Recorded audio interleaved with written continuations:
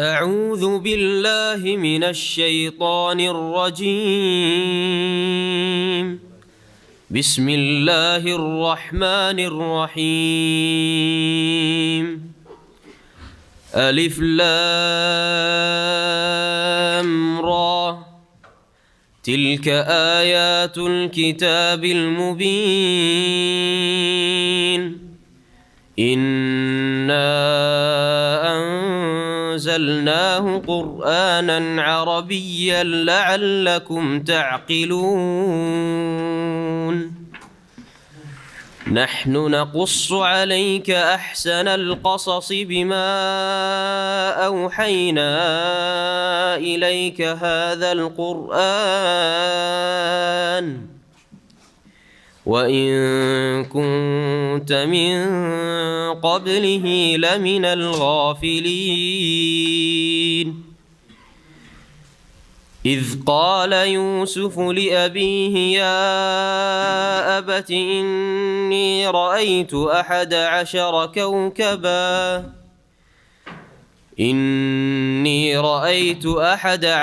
كوكبا والشمس والقمر رأيتهم لي ساجدين. قال يا بني لا تقصص رؤياك على إخوتك فيكيدوا لك كيدا إن الشيطان للإنسان عدو مبين. وكذلك يجتبيك ربك ويعلمك من تأويل الأحاديث ويتم نعمته عليك وعلى آل يعقوب كما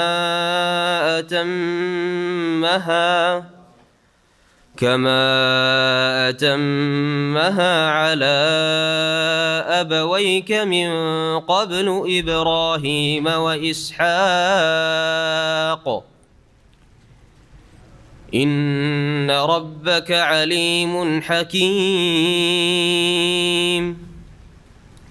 لقد كان في يوسف وإخوته آيات للسائلين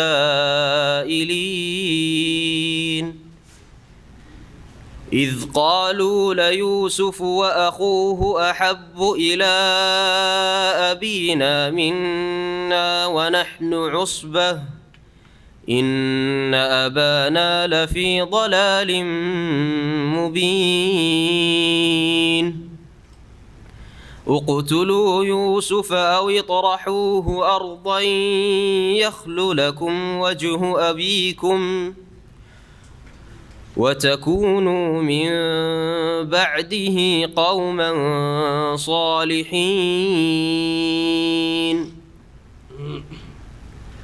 قالوا يا أبانا ما لك لا تأمنا على يوسف وإنا له لناصحون أرسله معنا غدا يرتع ويلعب وإنا له لحافظون. قال إني ليحزنني أن تذهبوا به وأخاف أن يأكله الذئب وأنتم عنه غافلون. قالوا لئن أكله الذئب ونحن عصبة إنا إذا لخاسرون. فلما ذهبوا به وأجمعوا أن يجعلوه في غيابة الجب وأوحينا إليه لتنبئنهم بأمرهم هذا وهم لا يشعرون. وجاءوا أباهم عشاء يبكون. قالوا يا أبانا إنا فذهبنا نستبق وتركنا يوسف عند متاعنا فأكله الذئب وما أنت بمؤمن لنا ولو كنا صادقين قال بل سولت لكم أنفسكم أمرا فصبر جميل والله المستعان على ما تصفون. السلام عليكم ورحمة الله وبركاته. إن الحمد لله نحمده ونستعينه ونستغفره ونعوذ بالله من شرور أنفسنا ومن سيئات أعمالنا من يهده الله فلا مضل له ومن يضلل فلا هادي له وأشهد أن لا إله إلا الله وحده لا شريك له وأشهد أن محمدا عبده ورسوله صلى الله تعالى عليه وعلى آله وصحبه وسلم تسليما كثيرا. يا أيها الذين آمنوا اتقوا الله حق تقاته ولا تموتن إلا وأنتم مسلمون. يا أيها الناس اتقوا ربكم الذي خلقكم من نفس واحدة وخلق منها زوجها وبث منهما رجالا كثيرا ونساء واتقوا الله الذي تساءلون به والأرحم إن الله كان عليكم رقيبا. يا أيها الذين آمنوا اتقوا الله وقولوا قولا سديدا يصلح لكم أعمالكم ويغفر لكم ذنوبكم ومن يطع الله ورسوله فقد فاز فوزا عظيما. أما بعد فإن خير الحديث كتاب الله وخير الهدي هدي محمد صلى الله عليه وسلم وشر الأمور محدثاتها وكل محدثة بدعة وكل بدعة ضلالة وكل ضلالة في النار. أعوذ بالله من الشيطان الرجيم. بسم الله الرحمن الرحيم. ألف لام را تلك آيات الكتاب المبين إنا أنزلناه قرآنا عربيا لعلكم تعقلون. نحن نقص عليك أحسن القصص بما أوحينا إليك هذا القرآن وإن كنت من قبله لمن الغافلين. আল্লাহ পাক রব্বুল আলামিনের যাবতীয় প্রশংসা সালাত এবং সালাম নাজিল করেন মুহাম্মদ রাসূলুল্লাহ সাল্লাল্লাহু আলাইহি সাল্লামের উপর।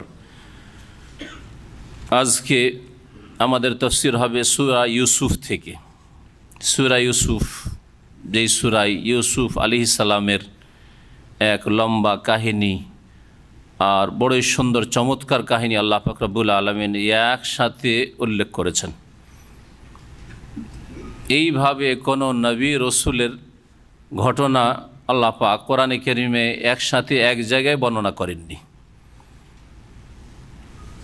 এ হচ্ছে ইউসুফ আলাইহিস সালামের কিসসা, যা সূরা ইউসুফে বর্ণনা করা হয়েছে তার বৈশিষ্ট্য। ইউসুফ আলাইহিস সালামের এই কিসসায় আরও বিভিন্ন দিক রয়েছে বৈশিষ্ট্যের। তার একটি দিক হচ্ছে যে এতে এমন এমন শিক্ষণীয় বিষয় রয়েছে যা অন্য কোনো কিসসাতে হয়তো পাওয়া যাবে না। আমরা কোরআনে কারিমে কিসসা কাহিনী বা ঘটনাবলী যা বিভিন্ন যুগের আল্লাহ পাক রব্বুল আলামিন বর্ণনা করেছেন, সেগুলির উদ্দেশ্য হচ্ছে ফাকসুসিল কাসাস লাআল্লাহুম ইয়াতাফাক্কারুন, তোমরা ঘটনাবলী বা কাহিনী বর্ণনা করো যাতে করে তারা চিন্তাশীল হয়, অর্থাৎ শিক্ষা নিতে পারে। দুরুস এবং এবার সেখান থেকে শিক্ষা নিতে পারে, যেসব শিখার বিষয় রয়েছে সেখান থেকে অভিজ্ঞতা অর্জন করতে পারে, যা দ্বারা ভবিষ্যতে ইহকাল পরকালে সে সফল হতে পারবে। এ হচ্ছে ঘটনাবলী কোরআনে কারিমে বর্ণনা করার উদ্দেশ্য। তো যেখানে যেখানে এই বিষয়গুলি আসবে, এই ঘটনার ধারাবাহিকতায় আমরা সেখানে ইনশাআল্লাহ তো উল্লেখ করার চেষ্টা করব যে এই ঘটনা বা এই বিষয়টি থেকে আমরা কি শিখতে পারলাম। কারণ শুধু কাহিনী শোনানো উদ্দেশ্য আল্লাহ পাকের নয়, সেজন্য আমাদের উদ্দেশ্য কিসসা কাহিনী চমৎকার আকারে শোনানো উদ্দেশ্য নয়, বরং কিসসা কাহিনী থেকে আমরা কি শিখতে পারলাম, কি জানতে পারলাম এবং বাস্তব জীবনে আমরা কিভাবে এর রূপ দেব। এই সূরা মক্কি সূরা, নবী করিম সাল্লাল্লাহু আলাইহি সাল্লামের মক্কি জীবনে নাজিল হয়েছে। যেই সময় রাসূলুল্লাহ সাল্লাল্লাহু আলাইহি সাল্লাম সাহাবায়ে কেরামরা বড় মজলুম, নির্যাতিত ছিলেন কাফের মুশরিকদের হাতে, কুরাইশদের হাতে। এ হচ্ছে একটি শিক্ষার দিক যে রাসূলুল্লাহ সাল্লাল্লাহু আলাইহি সাল্লামের সামনে, সাহাবায়ে কেরামদের সামনে এই ঘটনা আল্লাহ পাক রব্বুল আলামিন পেশ করে এই কথাই শিখাতে চেয়েছেন যে সারা বিশ্বের সমস্ত শক্তি, যদি কোনো কিছুকে ঠেকাতে চায়, আর আল্লাহ পাক যদি চান যে সেটাকে একটি লক্ষ্য উদ্দেশ্য পর্যন্ত পৌঁছাবো, তাহলে কোনো শক্তি সেখানে বাধা সৃষ্টি করতে পারে না। কোনো শক্তি সেটাকে নির্মূল করতে পারে, নিশ্চিহ্ন করতে পারে। যেমন ইউসুফ আলাইহিস সালামকে হত্যা করার চেষ্টা করেছে, অথবা তাকে এমনভাবে তাকে শাস্তি দিয়েছে যাতে করে আর ও কোনো কাজের না থাকে, হয় মারাই যায়, আর না হলে এমন কোথাও চলে যায় যে কৃতদাসের সারা জীবনটা গোলামের জীবন কাটায়। কিন্তু আল্লাহ পাক রব্বুল আলামিন চেয়েছিলেন যে ইউসুফকে নবী বানাবো, ইউসুফকে আমি শাসক বানাবো, দুনিয়ার ক্ষমতা দেব, প্রতিষ্ঠিত করব দুনিয়ায়, ইউসুফ আলাইহিস সালামকে সম্মানিত করব, নেতৃত্ব দেব।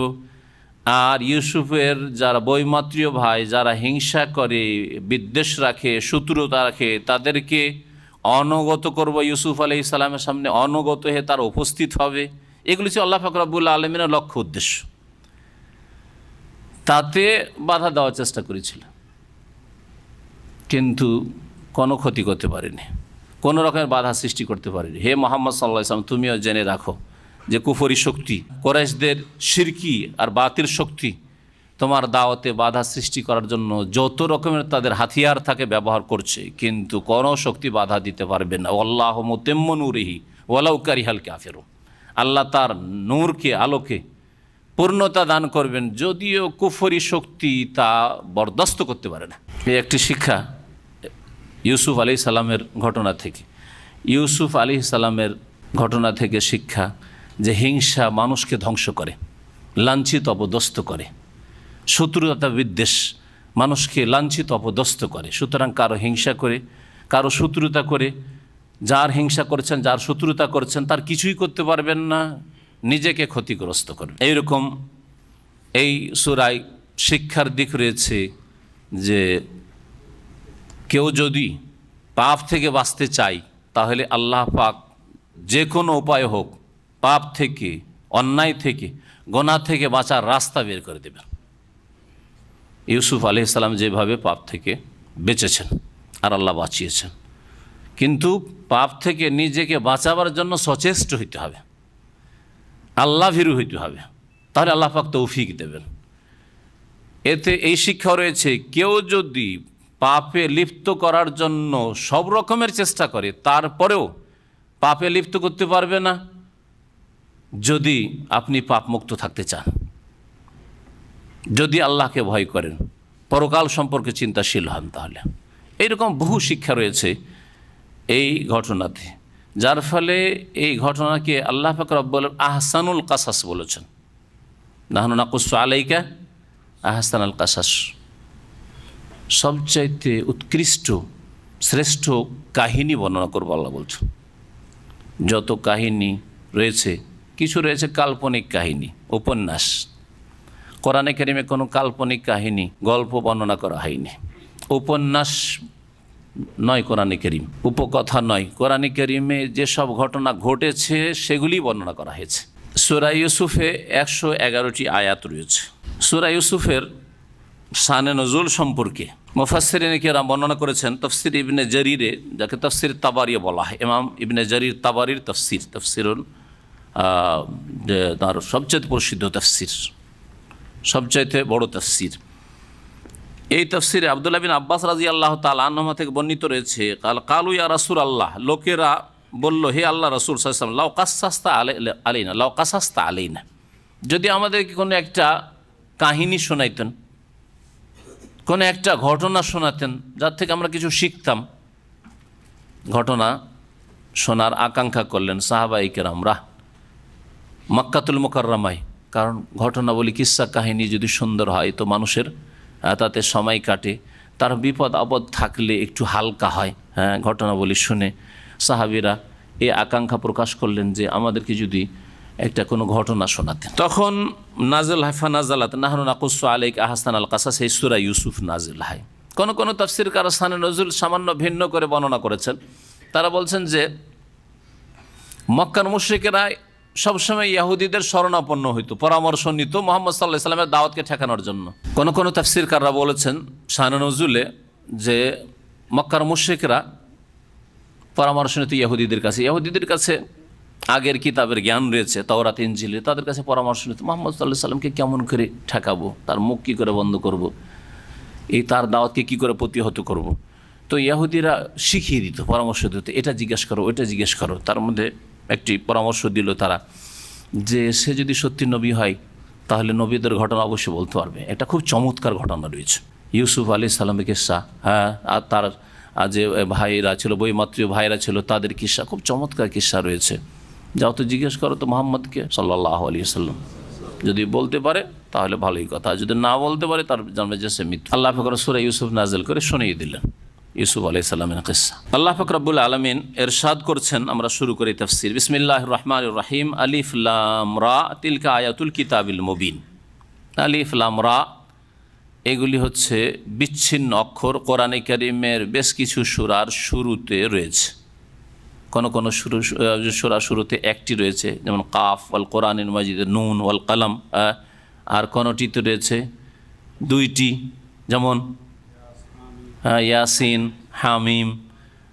কোন এতে রয়েছে, সূরার শুরুতে রয়েছে 3 অক্ষর বিশিষ্ট বিচ্ছিন্ন অক্ষর, যেমন আলিফ লাম রা, বা সূরা বাকারা আলিফ লাম মিম, এরকম ইত্যাদি। আর তারপরে 4 অক্ষর বিশিষ্ট আছে, হ্যাঁ, যেমন 5 কাফ হা ইয়া আইন সদ, 4 অক্ষর বিশিষ্ট রয়েছে। তো এই অক্ষরগুলি আল্লাহ পাক রব্বুল আলামিন কোরআনে কারীমের বিভিন্ন সূরার শুরুতে নাজিল করেছেন। এগুলির অর্থ সাহাবারা জিজ্ঞেস করেননি, রাসূলুল্লাহ সাল্লাল্লাহু আলাইহি ওয়াসাল্লাম বলে দেননি। এ সম্পর্কে নানা ভাষা, নানা মত রয়েছে মুফাসসিরিনদের। তার মধ্যে এসবের অর্থ বের করা বা এগুলিকে শর্ট ফর্ম মনে করা, হ্যাঁ, শর্ট ফর্ম মনে করা, এগুলি ভুল, অপব্যাখ্যা। এগুলি কোনো কিছুর সংকেত মনে করা, যেমন আলিফ সংকেত আল্লাহর দিকে, লাম সংকেত জিবরিলের দিকে, আর মিম সংকেত মুহাম্মদের দিকে, হ্যাঁ, এগুলি ভ্রান্ত কথা, ভুল কথা। যে কোনো মুফাসসিরি বলুক না, একেবারে মিথ্যা কথা, ভুল কথা, ভুয়া কথা। এইরকমই তাহা, ইয়াসিন, এগুলি মুহাম্মদ সাল্লাল্লাহু আলাইহি ওয়াসাল্লামের নাম, এগুলিও ভুয়া কথা, জাল কথা। অনেক আমাদের দেশে খুব মশহুর রয়েছে যে তাহা আর ইয়াসিন এগুলি কার নাম? মুহাম্মদ সাল্লাল্লাহু আলাইহি ওয়াসাল্লামের নাম। এগুলিও ভুয়া, জাল কথা। এই অক্ষরগুলির উদ্দেশ্য হচ্ছে যে এই অক্ষরগুলি দ্বারা চ্যালেঞ্জ করা হয়েছে আরব জাতিকে। এই একটি উক্তি রয়েছে, এটা বলা যেতে পারে যে এই অক্ষরগুলি দিয়েই কোরআনে কারীম আল্লাহ পাক নাযিল করেছেন, নতুন কোনো অক্ষর না। যে অক্ষরগুলি তোমরা জানো আলিফ থেকে ইয়া পর্যন্ত, সেই অক্ষরগুলি এই কোরআনে কারীমে রয়েছে, ওর অতিরিক্ত কোনো অক্ষর নাই। কোরআনে কারীম যদি আল্লাহ পাকের বাণী, আল্লাহ পাকের কালাম মানতে অস্বীকার করো, তাহলে তোমরা এই চ্যালেঞ্জ গ্রহণ করো এবং এই রকম বাণী তৈরি করে নিয়ে এসো, অলঙ্কারপূর্ণ, অর্থপূর্ণ আর সত্য ঘটনা এইরকম তৈরি করে নিয়ে আসো। সেই চ্যালেঞ্জে তারা হার মেনেছে। তারপরে আর একটি উক্তি রয়েছে তার মধ্যে, যেটা বলা যেতে পারে, যেটা এর আগেও বলেছে, আবার এখানে বলে দিচ্ছি, সেটা হচ্ছে যে নতুন ভঙ্গিমাতে কোনো কিছু যদি পেশ করা হয় তাহলে সেটা আকর্ষণীয় হয়। প্রতিদিনই একই রকমের রুটিন যদি চলে তো রুটিনে কি হয়, বিরক্তি চলে আসে মানুষের। প্রতিদিন আপনার যদি বাড়িতে রুটিন থাকে যে সকালে নাস্তা একই রকমের নাস্তা, দুপুরে খাবার তরকারি একই রকমের, রাত্রে একই রকমের, ডেইলি একই রকমের, বিরক্তি চলে আসবে। কিন্তু নতুন যদি ডাউন কোয়ালিটির খাবার হয় তো ভালো লাগবে, ঠিক না? নতুনটা ভালো লাগে মানুষের, এটা স্বভাব। কুল্লু জাদিদিন লাযীজুন, প্রত্যেক নতুন জিনিস হচ্ছে টেস্টি, সুস্বাদু। তো আরবরা যেইভাবে তাদের বাকভঙ্গিমা তাদের ছিল বা কথা বলতো তার থেকে ভিন্ন, তাদের যে শের শায়রি ছিল, কাব্য রচনা ছিল, তার চাইতে ভিন্ন করে আল্লাহ পাক রব্বুল আলামিন কোরআনে কারীমে বেশ কিছু সূরার পূর্বে আলিফ লাম রা, নতুন ভঙ্গিমা। আর কি বলা হচ্ছে, কি বলা হচ্ছে? সজাগ, কান খাড়া হয়ে গেছে শোনার জন্য, প্রস্তুত শোনার জন্য। তখন বলা হচ্ছে, তখন বাকি কোরআনে কারীমে যে কথা আল্লাহ বলতে চাইছেন সেগুলি বলা হয় যাতে করে সজাগ হয়ে যায়। যদি আপনাদেরকে এক্ষুনি বলা হয় যে আপনাদেরকে একটা এমন কথা শোনাবো যে কথা জীবনেও শোনেননি, সবার ঘুম ভেঙে যাবে। ছিলেন না, মোবাইল নিয়ে ব্যস্ত ছিলেন, সব ছেড়ে দিয়েছেন, কিন্তু তার যতক্ষণ না শোনাবো তাকাইতে থাকবেন যে কখন শুনবো, কখন শুনবো। এমন একটি খবর শোনাবো আপনাদেরকে, এমন একটি সুসংবাদ শোনাবো যা আপনারা শোনেন নাই। সবাই কল্পনা জল্পনার জগতে দৌড়াদৌড়ি ছোটাছুটি করছে যে কী যে শোনাবে, মনে হয় দেশের কোনো সুখবর আছে, ভিসার কোনো সুখবর আছে ইত্যাদি, তাই না? তো নতুন ভঙ্গিমাতে আল্লাহ পাক বলছেন যাতে করে আকর্ষণ হয়, হ্যাঁ, সজাগ হয় সামেইন শ্রোতা। আল্লাহ পাক রব্বানা বলছেন আলিফ লাম রা তিলকা আয়াতুল কিতাবুল মুবিন, এগুলি হচ্ছে স্পষ্টকারী গ্রন্থের আয়াতসমূহ। এমন গ্রন্থের আয়াত যা শুধু সুস্পষ্ট নয়, নিজেও সুস্পষ্ট এবং সুন্দরভাবে কি করে, স্পষ্ট করে। আল বাইয়িন, বাইয়িন মানে সুস্পষ্ট, স্পষ্ট, আর মুবিন মানে যে স্পষ্ট তার সাথে সাথে স্পষ্ট করতে পারে। তো এমন এক কিতাব, এমন এক গ্রন্থ কোরআন কারীম যা স্পষ্ট ভাষায় সব কথাই বর্ণনা করেছে, যাতে কোনো অস্পষ্টতা নেই, যাতে কোনো রকমের জটিলতা নেই, যা বোঝার ক্ষেত্রে এমন কোনো মুশকিল নেই যে বোধগম্য নয়, বরং কোরআন কারীমের সবচেয়ে সহজ। ওয়ালাকাদ ইয়াসসারনাল কোরআনা লিযিকর, আল্লাহ সূরা আল কামারে বলছেন নিঃসন্দেহে কোরআনকে উপদেশ নেয়ার জন্য সহজ করে দিয়েছি, সহজ করে দিয়েছি। ফাহাল মিল মুদ্দাকির, আছে কি কেউ উপদেশ নেয়ার, আছে কি কেউ উপদেশ গ্রহণ করার, উপদেশ নেবে? কোরআন সহজ আল্লাহ বলছেন, হ্যাঁ, কোরআনকে আল্লাহ মুবিন বলছেন। আর মুকাল্লিদগণ কি বলছেন শুনেছেন? যে কোরআন বোঝার চারটি কথা, কোরআন বোঝার জন্য 22 রকমের এলেম লাগে, না ওর বেশি বলে দাও, হ্যাঁ, 18, 20, কেউ 22, হ্যাঁ, 22 রকমের এলেম লাগে। এমনি কোরআন বোঝা যায়? যে কোরআন বুঝে নেবেন স্কুল কলেজ পড়ে আপনি, আর ইসলামী সেন্টারে কিছু শিখে? হাদিস বোঝা, হাদিস কি করে বুঝবেন? না শেখ মানুষ সহি জয়ী, নিজেরাও সহি জয়ী বুঝে না, অন্যদেরকে আবার সহি জয়ী বলতে আসে, হ্যাঁ, নিজেরা কি বুঝে সহি জয়ী? কিছুই বুঝে না ওরা। হাদিস কি করে বুঝবেন আপনি? হাদিস বুঝতে পারবেন না আপনি, হাদিস বুঝবেন না। তাহলে কোরআন আল্লাহর কথা আল্লাহ ভালো করে বুঝাইতে পারলেন না, হ্যাঁ, এই নালায়কদের ভাষায়, তাদের ভাষা বলছি, তাদের বেয়াদবি, আমাদের বেয়াদবি না। তারা স্পষ্ট ভাষায় বলুক আর অস্পষ্ট বলুক, হ্যাঁ, ডাইরেক্ট সরাসরি বলুক বা পরোক্ষভাবে ইনডাইরেক্ট বলুক, কিন্তু কোরআন বোঝা যাবে মানে আল্লাহ ভালো করে বুঝাইতে পারেনি, তাই না? যদি কেউ বলে যে শেখ মতিউরের কথা বোঝা যাবে না, তার মানে কি? দোষ আমার, আমি বুঝাইতে পারি না, সেই জন্য দোষ আমার মধ্যে রয়েছে, ঠিক কিনা? সে ভাষাগত দোষ থাক, আর কথা আপনার এই বারবার করে এমন হয়ে আসছে যে বিরক্তি বোধ হয়েছে, যার ফলে আর বুঝতে পারছেন না, ইত্যাদি বিভিন্ন কারণ হইতে পারে। তো আমার দোষ, সেটা আমার ত্রুটি। কোরআন বোঝা যাবে না এদের কাছে, কোরআন বোঝা অত সহজ নয়। হাদিস বোঝা যাবে না, তার মানে রাসূলুল্লাহ সাল্লাল্লাহু আলাইহি ওয়াসাল্লাম ভালো করে বোঝাইতে পারি, নাউযুবিল্লাহ, এত বড় বেয়াদবেরা। কি বোঝা যাবে? যে ফিকহের কিতাব বোঝা যাবে। কি পড়তে হবে? ফিকহ পড়তে হবে। ফিকহ পড়েন, মাসলা মাসাইল জানবেন তো ফিকহ পড়েন, বেহেশতি জোয়ার পড়েন। আর যদি ইমান টিমান তাজা করেন, কোনটাতে কত অঙ্কের নেকি পাওয়া যায়, তাহলে ফাজাইল আমল পড়েন, বুঝছেন না? জি হ্যাঁ, এগুলি পড়েন, এগুলি পড়ার দাওয়াত। নামাজের পরে পরে কি কিতাব পড়া, এগুলি পড়া হয়, এগুলি বোঝা যাবে, কিন্তু কোরআন কারীম তাফসীর বোঝা যাবে না। গত সপ্তাহে এক ভাইকে বলছিলাম, সে এই প্রশ্নগুলি করছিল। তো আমি বললাম যে দেখেন, ওদেরকে বলেন যে ফাজাইল আমলটা বাদ দিয়ে কোরআনের তাফসীর পড়তে হবে, কোরআনের তাফসীর পড়তে হবে নিয়মিত। আপনাদের এই কোর্সে গিয়ে বাড়িতে থাকেন আর বাইরে যান, আপনাদের তরিকায় কোরআনের তাফসীর পড়তে হবে, অথবা সহিহ বুখারী পড়তে হবে। এই দুটো কিতাব পড়ে শোনাইতে হবে। যদি মেনে নেয় তাহলে আপনি যান তাদের সাথে। কিছুটা বিদআত করার অনুমতি দিলাম, যা শরীয়তি অনুমতি না, কিন্তু আমি জানি যে ওরা মানবে না, সুতরাং আমরা যাওয়া হবে না। ও মানবে না যে তাফসীর পড়বো আমাদের মজলিসগুলিতে, মানবে না যে বুখারী পড়বো, বুখারী পড়ে শোনা, বুখারী দার্স শোনাবে, এটাও মানবে না, আর আপনার যাওয়া হবে না ছিলেন। আল্লাহ পাক রব্বুল আলামিন এই কোরআনকে আল মুবিন বলেছেন, স্পষ্টকারী কিতাব। এমন স্পষ্ট করে বুঝিয়েছে যে কোনো মানুষের জন্য মুশকিল না। তবে সবাই সমান বুঝবে এটা কথা নাই, যে আপনি আমি সমান, সবাই কেউ 30 বছর 40 বছর লেখাপড়া করলো আর আপনি 2 বছর 1 বছর পড়ে সমান বুঝবেন না, এটা হবে না। কিন্তু বুঝবেন, আপনার কাজ চালানোর মতো আপনি বুঝে নেবেন যে আল্লাহ আমাকে কি সম্বোধন করেছেন, আমাকে কি করতে হবে, কি করতে হবে না, বিধি নিষেধ কি আছে, এতটুকু বুঝতে পারবেন।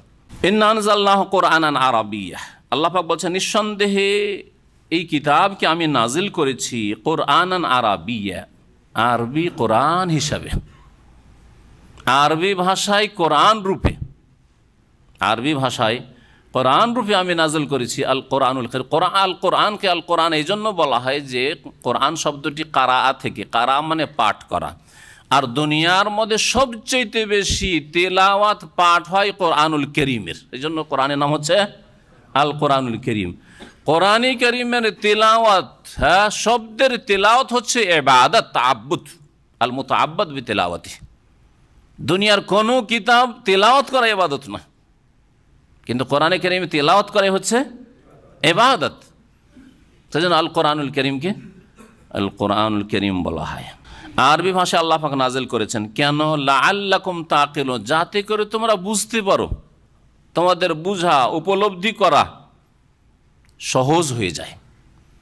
এই সম্বোধন আরবদেরকে করা হয়েছে যাদেরকে রাসূলুল্লাহ সাল্লাল্লাহু আলাইহি ওয়াসাল্লাম প্রথম সম্বোধন করেছে। রাসূলুল্লাহ সাল্লাল্লাহু আলাইহি ওয়াসাল্লামের দাওয়াত তাদের মধ্যেই সীমিত নয়, কিন্তু রাসূলুল্লাহ সাল্লাল্লাহু আলাইহি ওয়াসাল্লামের তৌহিদের দাওয়াত, ইসলামের দাওয়াত, ঈমানের দাওয়াত প্রথম আল্লাহ পাক তাকে পাঠিয়েছিলেন দেওয়ার জন্য আরবদেরকে। লিতুনজিরা উম্মাল কুরা ওয়া মান হাওলাহ, আল্লাহ পাক কোরআনে কারীমে আরেকটি আয়াতে বলছেন, যাতে করে তুমি সতর্ক সাবধান করো, দিন ইসলামের দিকে দাওয়াত দাও, উম্মাল কুরা, মক্কার অধিবাসীদেরকে, ওয়া হাওলাহা, ওর চারপাশে যারা বসবাস করে তাদেরকে, আরব জগৎকে। তো প্রথম সম্বোধন তাদেরকে করা হয়েছে। আর রাসূলুল্লাহ সাল্লাল্লাহু আলাইহি ওয়াসাল্লামের দাওয়াত সারা বিশ্বের মানুষের জন্য। এই মর্মে অনেকগুলি কোরআনে কারীম আয়াত রয়েছে। মাঝে মাঝে ওই আয়াতগুলি শুনে, ওমা আরসালনাকা ইল্লা রাহমাতান লিল আলামিন, বিশ্বজাহানের জন্য রহমত করে আল্লাহ। এই কথা বলেন আরবদের জন্য রহমত, কুরাইশদের জন্য রহমত, এই কথা তো বলা হয়নি, তাই না? ওমা আরসালনাকা ইল্লা কাফাতান লিন্নাস, সমস্ত মানুষের জন্য। কুল, হে নবী বলে দাও, মানুষকে ঘোষণা করে, ইয়া আইয়ুহান নাস, হে মানব সকল। ইয়া আইয়ুহান নাস বলা হয়েছে, ইয়া আইয়ুহাল মুমিনুন না, হ্যাঁ, ইয়া আইয়ুহাল্লাযিনা আমানু, ইয়া আইয়ুহান নাস, হে মানব সকল। ইয়াহুদি, নাসারা, হ্যাঁ, মজুস, হ্যাঁ, সমস্ত মানুষকে, হিন্দু, সমস্ত মানুষকে আল্লাহ সম্বোধন করেছেন। আদম সন্তানকে, ইন্নী রাসূলুল্লাহ ইলাইকুম, আমি তোমাদের জন্য রাসূল। ইলাইকুম বলা যথেষ্ট ছিল, জামিআন, তোমাদের সকলের জন্য রাসূল, সকলের জন্য। কিন্তু প্রথম যেখানে রাসূলুল্লাহ সাল্লাল্লাহু আলাইহি সাল্লাম পয়দা হয়েছেন, সেখানকার লোকদেরকে দাওয়াত দিতে বলা হয়েছে। তাদের ভাষাভাষী করে আল্লাহ পাক নবীকে পাঠিয়েছেন। এর দ্বারা বোঝা গেল যে আপনি যেখানে থাকবেন সেখানকার ভাষায় আপনি তাদেরকে সম্বোধন করবেন। সেটা আপনার সাধারণ ওয়াজ মাহফিলের বক্তব্য হোক, অথবা জুমা মসজিদের খুতবার বক্তব্য হোক, খেতাব হোক, অথবা ঈদের খুতবার বক্তব্য হোক, আপনার খেতাব হবে, অ্যাড্রেস হবে, সম্বোধন হবে কোন ভাষায়? যেই ভাষা ওখানকার লোকেরা বুঝে। আরবি ভাষা সুদূর বাংলাদেশে গিয়ে, আর জাপানে গিয়ে, আর চাইনায় গিয়ে, আর কেরালায় গিয়ে, হ্যাঁ, আপনি ওখানে পাকিস্তানে গিয়ে আপনি বলবো আরবি ভাষায় জুমার খুতবা চলবে, অন্য ভাষায় চলবে না। গত সপ্তাহে এক বিদাতির বক্তব্য শুনছে, কবিরা গুনাহ হয়ে যাবে। কেউ যদি আরবি ছাড়া অন্য ভাষায় খুতবা দিয়ে দেয়, তাহলে কি হয়ে যাবে? কবিরা গুনাহ হয়ে যাবে। ঈদের খুতবা যদি আরবি ছাড়া অন্য ভাষায় দিয়ে দেয়, তো কবিরা গুনাহ হয়ে যাবে। আর জাতিকে ইসলাম থেকে জাহেল মূর্খ রাখা কোনো গুনাহ, সগীরাও না। জাতির নেতৃস্থানীয় ব্যক্তিরা জুমা পড়তে অবশ্যই আসবে, ঈদ পড়তে অবশ্যই আসবে, কিন্তু ওয়াজ মাহফিলে আসার কোনো গরজ নেই তাদের। ওয়াজ মাহফিলে আসা, তারা জানছে যে আল্লাহ ওইভাবে ফরজ করেনি যেভাবে জুমাতে হাজির হওয়া ফরজ, ঈদে হাজির হওয়া ফরজ, ঠিক কিনা? যার ফলে তারা আসে না। তাহলে এদেরকে অজ্ঞ রাখলেন না? ওটা কাবিরা তো হইল না, সগীরাও হইল না, ছোট গুনাহও হইল না। যে মন্ত্রের মতো খুতবা 100 বছর, 200 বছর, 250 বছর আগে 12 চাঁদের 12 খুতবা তৈরি করে দেওয়া হয়েছে, আর তাই গতানুগতিক পড়ে শোনাচ্ছেন। হ্যাঁ, সায়েন্স টেকনোলজির যুগে দুনিয়া কত এগিয়ে চলে গেছে, কিন্তু আপনাদের খুতবা ওই 200 বছর আগেরই আছে, ইংরেজদের আমলেরই আছে। তাহলে সমস্যার সমাধান কী করে হবে? জুমার খুতবা সাপ্তাহিক সমস্যার সমাধানের জন্য জাতির, যে তাদের সমস্যার সমাধান দেবেন। ঈদের খুতবা বাৎসরিক সমস্যার সমাধানের জন্য। আরাফার খুতবা সারা বিশ্বের মুসলিমদের সমস্যার সমাধান দেওয়ার জন্য। আর খুতবা যদি আরবিতে হয় আর তরজমাও না হয়, কিছুই বুঝলো না, তো কি সমস্যার সমাধান হইল? এই জন্য আলহামদুলিল্লাহ দেখেন, এখন মসজিদে হারামে পর্যন্ত আর মসজিদে নববীতে সাথে সাথে আপনি রেডিওতে আপনি খুতবা তরজমা শুনতে পাবেন।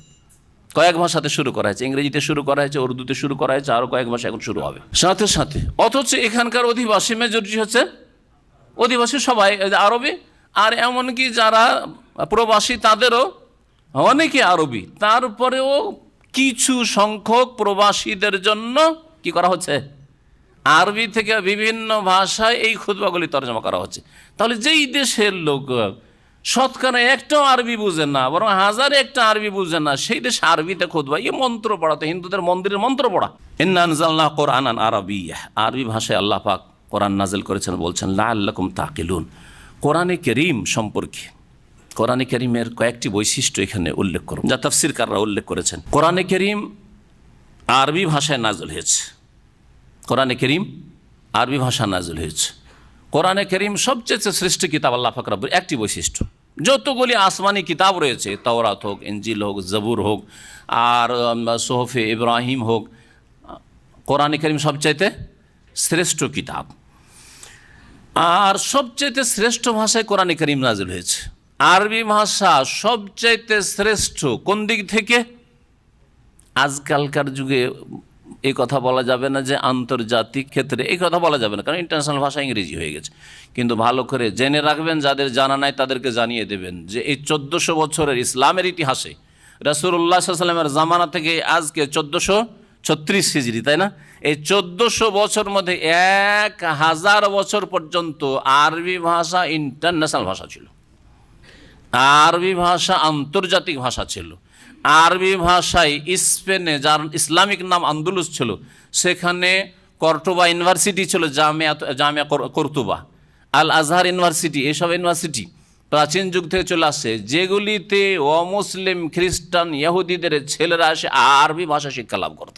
যেমন আজকে গোলামের যুগে মুসলিম ছেলেরা পশ্চিমে পূর্বে তাদের দেশে গিয়ে ইংরেজি মিডিয়ামে গিয়ে তাদের দুনিয়ার শিক্ষা লাভ করে আসছে। সেই যুগে উল্টা ছিল, সেই যুগে ইংরেজদের সন্তানরা, ল্যাটিন ভাষীরা, তারা সেই সব ভাষা বাদ দিয়ে, কারণ তাদের কোনো প্রতিষ্ঠান ছিল না শিক্ষার, তারা অন্ধকারে ছিল, সেই জন্য মুসলিমদের কাছ থেকে, মুসলিম বৈজ্ঞানিকদের কাছ থেকে, মুসলিম যারা দিন দুনিয়ার পণ্ডিত, তাদের কাছ থেকে শেখার জন্য, শিক্ষা লাভ করার জন্য আরবি ভাষা শিখতে বাধ্য ছিল। অথচ খ্রিস্টান, অথচ ইহুদির ছেলে 1000 বছর পর্যন্ত। তাহলে বাঁচে কত বছর? মাত্র 400 বছর। এই 400 বছরের মধ্যে ধীরে ধীরে ধীরে ধীরে মুসলিম জাতির পাপের কারণে, শিরকের কারণে, বিদাতের কারণে, আল্লাহর দিন থেকে সরে যাওয়ার কারণে, অধিকাংশ মুসলিমদের বেনামাজি হয়ে যাওয়ার কারণে, আর বিভিন্ন পাপে জড়িয়ে যাওয়ার কারণে, যেসব পাপ ইহুদি নাসারাদের, হিন্দুদের ঘরে, সেই সমস্ত পাপে মুসলিমরা জড়িয়ে পড়েছে। যার ফলে আল্লাহ পাকের গজব এ আসলো যে খেলাফত ধ্বংস হয়ে গেল। খেলাফতে উসমানী সর্বশেষ খেলাফত ধ্বংস হলো, আর তারপরে মুসলিম দেশগুলি ছিন্ন ভিন্ন হয়ে ছোটো ছোটো ছোটো ছোটো দেশ তাদের ভাগ করে দিয়ে দেওয়া হলো, আর তারপরে ইংরেজি ভাষার গোলাম বানিয়ে দেওয়া হইল। যেমন শারীরিক দিক থেকে গোলাম, মানসিক দিক থেকে গোলাম, ভাষার দিক থেকে গোলাম, মুসলিম জাতি হয়ে গেল কাফেরদের। এ হচ্ছে 1400 বছর ইতিহাস। তাহলে 1000 বছর ধরে আন্তর্জাতিক ভাষা আরবি ভাষা ছিল। এটা তো একটা বললাম। আর কিয়ামত পর্যন্ত সবচেয়ে শ্রেষ্ঠ ভাষা থাকবে আরবি ভাষা। কোন দিক থেকে? ভাষার অলঙ্কারের দিক থেকে। অল্প কথায় অনেক অর্থ ব্যক্ত করা যেতে পারে, প্রকাশ করা যেতে পারে। অল্প শব্দে অনেক অর্থ প্রকাশ করতে পারে। এটা আরবিতেই শুধু সম্ভব, অন্য কোনো ভাষা এর সামনে আসতে পারবে না। 1-2টি উদাহরণ দিলে বুঝতে পারবেন। একটা যদি সেন্টেন্স তৈরি করেন ইংরেজিতে, এটা একটা কলম, তাহলে কি হবে? This is a pen. কয়টা শব্দ লাগলো? 4টা। আরবিতে কি লাগবে? হাজা কালামুন। দেখলেন, 2টা লাগলো, 4টা। এই জন্য আরবি লাইনে তর্জমা করেন বাংলায়, আমরা যেহেতু অনুবাদের অভিজ্ঞতা আছে, একটা পৃষ্ঠা যদি অনুবাদ করি, বা 100 পৃষ্ঠার একটা বইয়ের যদি অনুবাদ করি আরবি থেকে, তাহলে আমাদের কমপক্ষে 150 থেকে 200 হবে। 150 তো হবে, তার বেশি হইতে পারে। কোনো ভাষা সম্পর্কে এরকম নেন। এই একটা উদাহরণ দিলাম। তাহলে কোরআনে কারীম যে আরবি ভাষায়, আর কোরআনে কারীম সবচেয়ে শ্রেষ্ঠ কিতাব, আর সবচেয়ে শ্রেষ্ঠ ভাষায় কোরআনে কারীম নাজিল হয়েছে। 2 নম্বর বৈশিষ্ট্য। 3 নম্বর বৈশিষ্ট্য, সবচেয়ে শ্রেষ্ঠ রাসূলের উপর নাজিল হয়েছে। সৈয়দুল মুরসালিন খাতামুন নবীন মুহাম্মদ রাসূলুল্লাহ সাল্লাল্লাহু আলাইহি সাল্লামের উপর নাজিল হয়েছে। সমস্ত রাসূলদের সেরা তিনি। তারপরে সবচাইতে শ্রেষ্ঠ দূতের মাধ্যমে নাজিল হয়েছে। সবচাইতে শ্রেষ্ঠ ফেরেশতার মাধ্যমে নাজিল হয়েছে। তিনি কে? জিবরিল আমিন আলাইহিস সালাতু ওয়াস সালাম, তার মাধ্যমে নাজিল হয়েছে। তিনি নিয়ে এসেছেন। নাজালা বিহি রুহুল আমিন, বিশ্বস্ত আত্মা রুহুল আমিন, রুহুল কুদুস, তিনি কোরআনে কারীম নিয়ে আসতেন। আর কোন জায়গায় নাযিল হয়েছে? সবচাইতে শ্রেষ্ঠ জায়গায় নাযিল হয়েছে, সবচাইতে শ্রেষ্ঠ জায়গায় নাযিল হয়েছে। 5টা বৈশিষ্ট্য হইল কোরআনে কারীম নজুলের ক্ষেত্রে, নাযিল হওয়ার ক্ষেত্রে। কোরআনে কারীমের ক্ষেত্রে 6 নম্বর বৈশিষ্ট্য, সবচাইতে উত্তম মাসে নাযিল হয়েছে। কোন মাসে নাযিল হয়েছে? শাহরু রমাদান আল্লাযী উনজিলা ফীহিল কোরআন। জি, সবচাইতে উত্তম রাতে নাযিল হয়েছে। 7 নম্বর বৈশিষ্ট্য, সবচাইতে উত্তম রাতে নাযিল হয়েছে। ইন্না আনজালনাহু ফী লাইলাতিল কদরে, ইন্না আনজালনা ফী লাইলাতিন মুবারাকা। এই হচ্ছে কোরআনে কারীমের বৈশিষ্ট্য। আল্লাহ পাক রব্বুল আলামিন বলছেন নাহনু নাকুসসু আলাইকা আহসানাল কাসাস। আল্লাহ পাক রব্বুল আলামিন বলছেন নাহনু নাকুসসু আলাইকা আহসানাল কাসাস। হে নবী মুহাম্মদ সাল্লাল্লাহু আলাইহি ওয়াসাল্লাম, নবীকে সম্বোধন বলছেন, আমি আল্লাহ তোমার সামনে বর্ণনা করব। কাসা ইয়াকুসসু নাকুসসু, যা মুতাকাল্লিমের সিগা, বর্ণনা করব। আল্লাহ নিজের ক্ষেত্রে বহু বচন ব্যবহার করেছেন কোরআনে কারীমের বহু জায়গায়। এক বচনও রয়েছে, কিন্তু বহু বচনে বেশি রয়েছে। বহু বচন ব্যবহার করা হয় আরবি ভাষায়, অন্যান্য ভাষায় তো সম্মানের জন্য, তাজিমের জন্য, কোনো ব্যক্তিত্বের, কোনো সত্তার সম্মানের জন্য বহু বচন ব্যবহার করা হয়। যেমন আজকালকার রাজা বাদশারা বা প্রধানমন্ত্রী, রাষ্ট্রপতিকে বলছেন আমরা এই করতে চাইছি, অথচ উনি করতে চাইছেন। তো বলতে পারেন যে আমি এই করতে চাইছি, কিন্তু আমি এই করতে চাইছি, কিন্তু ওদের ভাষণে শুনবেন না। কি করতে চাইছি? আমরা এই সিদ্ধান্ত নিয়েছি। আমরা কেন বলছেন? এটা এই জন্য বলছি যে অনেকের সংশয়, তরজমা পড়তে গিয়ে অনুবাদকরা, বাংলা অনুবাদকরা 2 রাস্তা নিয়েছে। এক শ্রেণীর অনুবাদক রয়েছে যারা বহু বচন থাকলেও মানুষ সংশয়ে না পড়ে, সাধারণ শিক্ষিত লোকেরা যারা গ্রামার বুঝে না আর রহস্যও বুঝে না যে বহু বচন কেন কোরআনে ব্যবহার, সুতরাং এক বচন দেয়। যেমন আমি তরজমা করি, নাকুসসু আছে, আমরা, হে নবী আমরা, শাব্দিক অর্থ। নাকুসসু আলাইকা, আমরা তোমার সামনে কাহিনী বর্ণনা করব। আমরা, কিন্তু যদি আমরা বলি আরে আমরা আল্লাহ, আমরা তো আল্লাহ কয়টি আবার, ঠিক না? এই মূর্খ লোক, সাধারণ লোক বা যারা জানে না, গ্রামারে জানে না, মূর্খ বলছি না সবাইকে, বুঝবে না, যার ফলে আমি দিয়ে তর্জমা করি। এইরকম বেশ কিছু অনুবাদক রয়েছে। আর কিছু লোক আছে না শাব্দিক অর্থ করবে। বেশ কিছু বাংলা অনুবাদ আছে যেগুলো শাব্দিক অনুবাদ করেছে। নাহনু নাকুসসু, আমরা দিয়ে তর্জমা করছে। আমরা হলে পেরেশান হয়ে যাচ্ছে পড়ে। আর কত লোক জিজ্ঞেস করে যে একটা আয়াত পড়লাম, ইন্না আনজালনা, আমরা নাযিল করেছি কোরআন, ইন্না আনজালনা ফী লাইলাতিল কদর, আমরা কোরআন নাযিল করেছি কদরের রাতে। আরে কোরআন নাযিল করেছি আমরা, পেরেশান হয়ে যায় পড়ে, তাই না? তো এইরকম অনুবাদ কারা করেছে? ওরা আবার একটু ভয় করেছে কি যে শাব্দিক অর্থ করি, যাতে এই রিস্ক না থাকে যে আমি বিকৃতি ঘটাইলাম। আছে বহু বচন আর তর্জমা করলাম এক বচনের, এই সেন্সে তারা কি করেছে? শাব্দিক অর্থের পাবন্দি করেছে। কিন্তু সংশয় ফেলেছে ওই সব লোকদেরকে যারা আরবি ভাষা বুঝে না, অথবা আরবি ভাষার অলঙ্কার বুঝে না, অথবা কেন বহু বচন ব্যবহার করেছে এর রহস্য বুঝে না। আল্লাহ পাক রব্বুল আলামিন বলছেন নাহনু নাকুসসু আলাইকা আহসানাল কাসাস, আমি আল্লাহ তোমার সামনে বর্ণনা করব আহসানাল কাসাস, সর্ব উৎকৃষ্ট কাহিনী।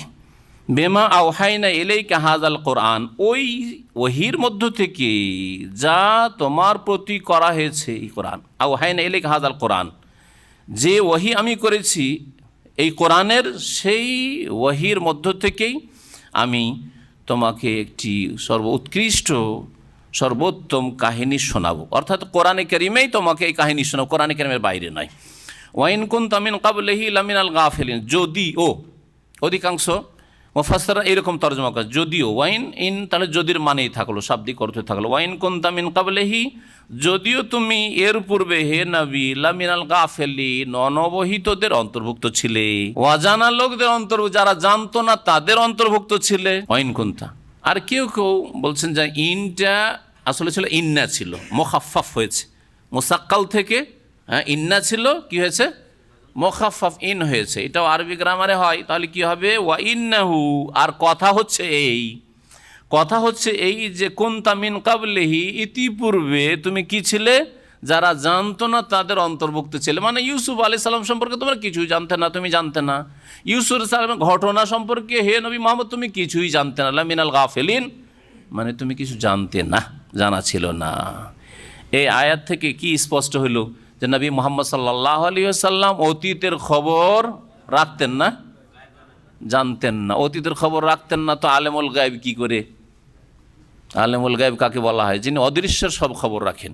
কিন্তু বেরেলভী ফিরকা তারা বলে নবী করিম সাল্লাল্লাহু আলাইহি ওয়াসাল্লাম কি আলেমুল গায়েব। আর যদি কেউ নবীকে আলেমুল গায়েব না বলে তাহলে সে ওয়াহাবি, সে হচ্ছে গোস্তাখে রসুল। রসুল্লাহ কি বেয়াদব, অথচ বেয়াদব কে যে বলছে ইয়া রাসূলুল্লাহ আপনার কথা তো হাদিস তো আমরা বুঝি না, ইয়া রাসূলুল্লাহ আল্লাহর কথা তো আমরা বেশি ভালো করে বুঝি না। কার কথা বুঝে? বলছে ফেকার কথা বুঝি, কদিরের কথা, বেকায়ের কথা খুব বুঝি, ঠিক না?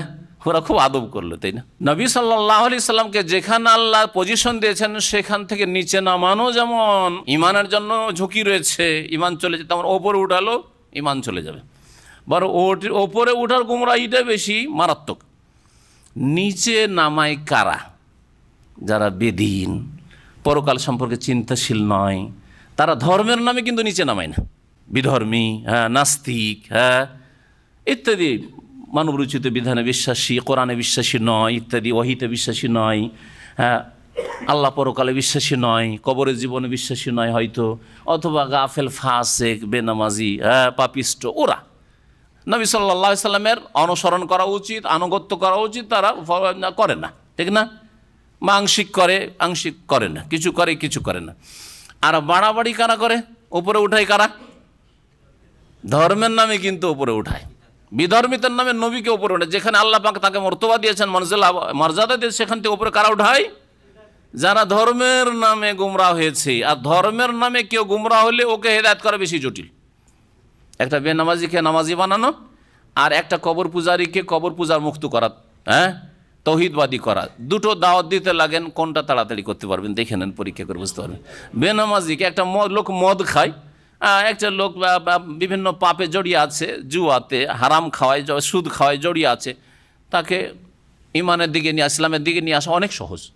কারণ সে ভালো করে, একটা চোরকে, একটা ডাকাতকে ভালো করে জানে যে এই কাজগুলি ভালো করছে না, হারাম কাজ করছে।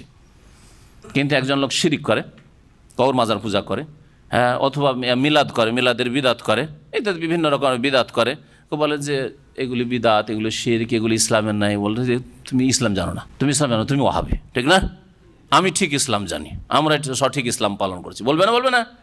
কারণ ও জানছে যে আমি যে রাস্তা আছি ঠিক রাস্তায় আছি। কিন্তু চোর ডাকাত জানছে, আর সুদখোর জানছে আমি ভুল রাস্তায় আছি, ও বুঝতে পারছে যে আমার রাস্তাটাই ভুল আছে। কি বলতে গিয়ে এতদূর পৌঁছিলাম? হ্যাঁ, বলেন। নবী করিম সাল্লাল্লাহু আলাইহি ওয়াসাল্লাম আলেমুল গায়েব ছিলেন না, অদৃশ্যের খবর রাখতেন না। কতটা রাখতেন? যতটা তাকে জানিয়ে দেওয়া হইতো। ইউসুফ আলাইহিস সালামের ঘটনা যখন জানিয়ে দেওয়া হলো, তখন আর গায়েব গায়েব থাকলো, নবী সাল্লাল্লাহু আলাইহি ওয়াসাল্লাম তখন জেনে ফেললেন, আল্লাহ জানিয়ে দিলেন। নবী সাল্লাল্লাহু আলাইহি ওয়াসাল্লাম সাহাবায়ে কেরামদেরকে জানিয়ে দিয়েছেন, গোপন রাখেন। আর গায়েব, আলেমুল গায়েব বা গায়েব জানা মানে হচ্ছে গায়েবের কি চাবি নিজের হাতে থাকা, যখন ইচ্ছা তখন আমি পর্দা খুলে দেবো, কাশফ হয়ে যাওয়া, আর জেনে নেবো। কাশফ হওয়া মানে উন্মুক্ত হয়ে যাওয়া। যে কাশফের বিদাত আবার শুধু বেরেলবিদের মধ্যে না, অন্য ওই বেরেলবিদের ভাইদের মধ্যেও রয়েছে, ওদের যারা ভাই পাশাপাশি বাস করে তাদের মধ্যেও রয়েছে। কথা বুঝছেন না? পার্থক্য কি? যে বেরেলবি বলবে যে নবী আলেমুল গায়েব, আর এরা বলে নবী আলেমুল গায়েব না। আর বেরেলবিরা ওদের ভুল এখানেই ধরেছে, যে নবী আলেমুল গায়েব না, নবী হাজির নাজির না, আর নবী মুখতারিকুল না। আর তাদের বুজুর্গানে দিন, গাঙ্গুহি সাহেব, মক্কি সাহেব, আর অমুক সাহেব, তমুক সাহেব বলছে হ্যাঁ তারা জানিতেন গায়েব। শাহজালাল জানতে পারে, ইবনে বতুতা এসে আসামের জঙ্গলে হারিয়ে গেছে, এই কিস্সা আছে। নবী জানতে পারেন না, কিন্তু শাহজালাল জেনে নিল। কথা বুঝতে পারছেন আমার? এই ভুলটাই ধরেছে বেরেলবিরা ওর ভাইদের, যে ভাইদের সাথে তাদের দ্বিমত হয়েছে। আবার গিয়ে কিছু কিছু ক্ষেত্রে ভাই আবার একমত, মযহাব মানা ফরজ, এই ক্ষেত্রে একমত। ওদেরও যেই নাম, যে মযহাব, ওই তারা ওই মযহাবের দাবিদার। কিন্তু এখানে গিয়ে একদল বলছে নবী আলেমুল গায়েব হাজির না, আর বলছে নবী আলেমুল গায়েব হাজির না। একদল বলছে কিয়াম করতে, একদল বলছে না কিয়াম করতে হবে না। বেরেলবি বলছে ঠিক আছে, নবীকে আলেমুল গায়েব মানলে না ভালো কথা, তো কাউকে মানিও না, বা তোমাদের বুজরুগানের দিন কেমন করে আলেমুল গায়েব হয়ে গেল? ও আবার কি করে জানতে পারলো যে জিদ্দা যাচ্ছিল হাজী সাহেবরা, যেতে যেতে এখন জাপানি জাহাজ ডুবছে? এ সমুদ্রের খবর কি করে জানলো? মোবাইল ছিল যে সমুদ্র থেকে টেলিফোন আসছে যে আমরা ডুবতে যাচ্ছি, তাড়াতাড়ি উদ্ধার করো। তো কি করে জানলো গাঙ্গুই সাহেব বা মহাজের মাক্কি সাহেব যে জাহাজ ডুবতে যাচ্ছে? আর দৌড় দিয়ে উড়ে ছুটে গেলেন, আর ছুটে গিয়ে একটা দিলেন ধাক্কা দিয়ে একবার জিদ্দার কিনারে লাগিয়ে দিলেন জাহাজকে, আর সহি সালামত হাজী সাহেবরা বেঁচে গেল। তা আলেমুল গায়েব হলেন না তারা? আমার কথা বুঝতে পারছেন না? পারছেন না? হ্যাঁ।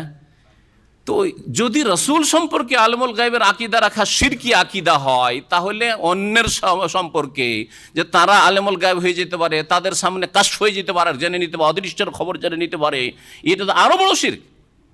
এতে কোনো সন্দেহ নাই। এই হচ্ছে তৌহিদের দাওয়াত, আর এই হচ্ছে সুন্নতের দাওয়াত, এই হচ্ছে রাসূলুল্লাহ সাল্লাল্লাহু আলাইহি ওয়াসাল্লামের দাওয়াত, এই হচ্ছে সাহাবায়ে কেরামদের দাওয়াত, সালাফে সালেহিনের দাওয়াত, এই হচ্ছে আইম্মায়ে আরবা, ইমাম আবু হানিফা, শাফি, মালিক, আহমদের দাওয়াত, মুহাদ্দিসিনে কেরামদের দাওয়াত। এটা হচ্ছে দিন, যে আল্লাহ ছাড়া কেউ আলিমুল গায়ব নন, আল্লাহ ছাড়া কেউ আলিমুল গায়ব নন। আর আম্বিয়া রসুলগণের কাছে ওহী এসছে, নবী রসুলদের কাছে ওহীর মাধ্যমে তো কিছু গায়ব এসছে। নবী করিম সাল্লাল্লাহু আলাইহি ওয়াসাল্লাম উম্মত চাইতে অনেক বেশি জানতেন।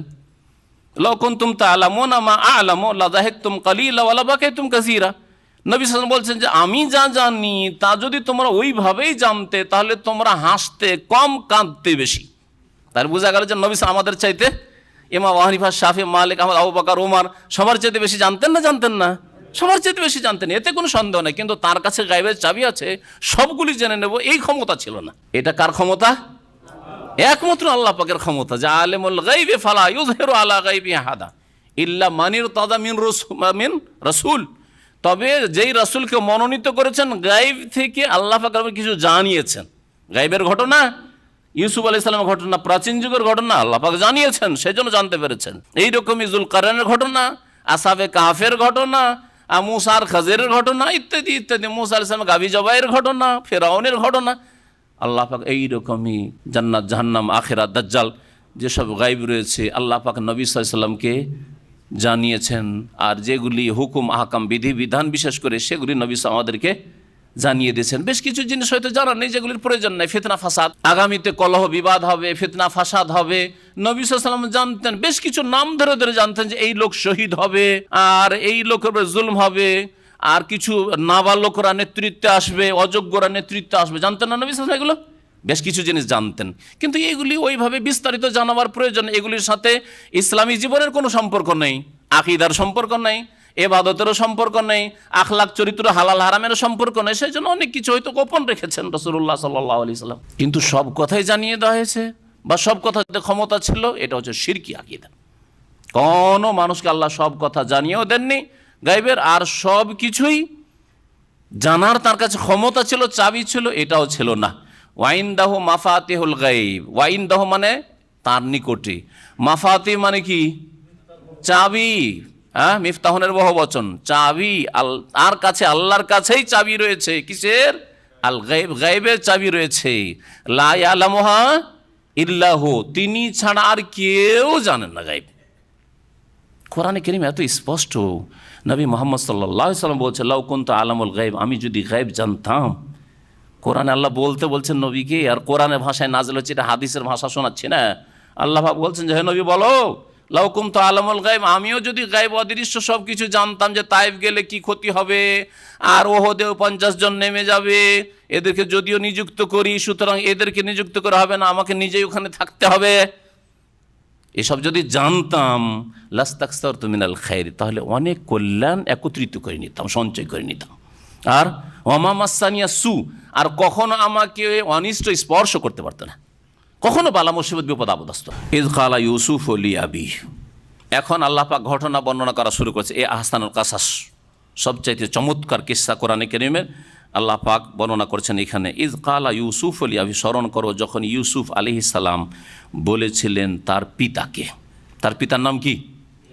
ইয়াকুব আলাইহিস সালাম, তিনিও নবী ছিলেন আল্লাহ পাকের।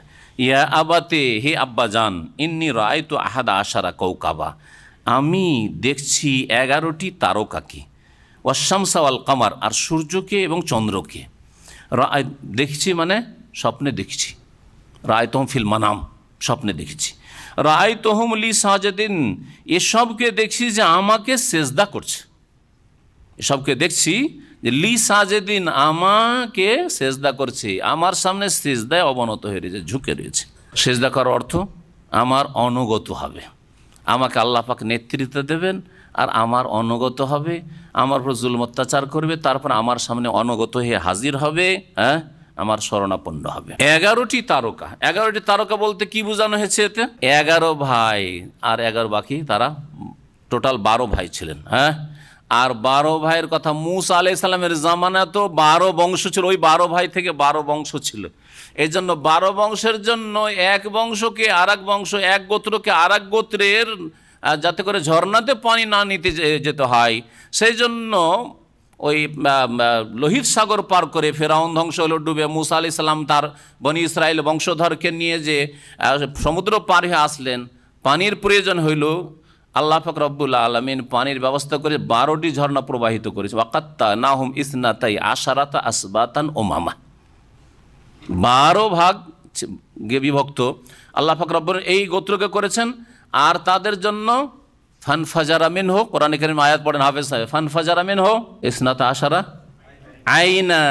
আইনান ঝর্ণা।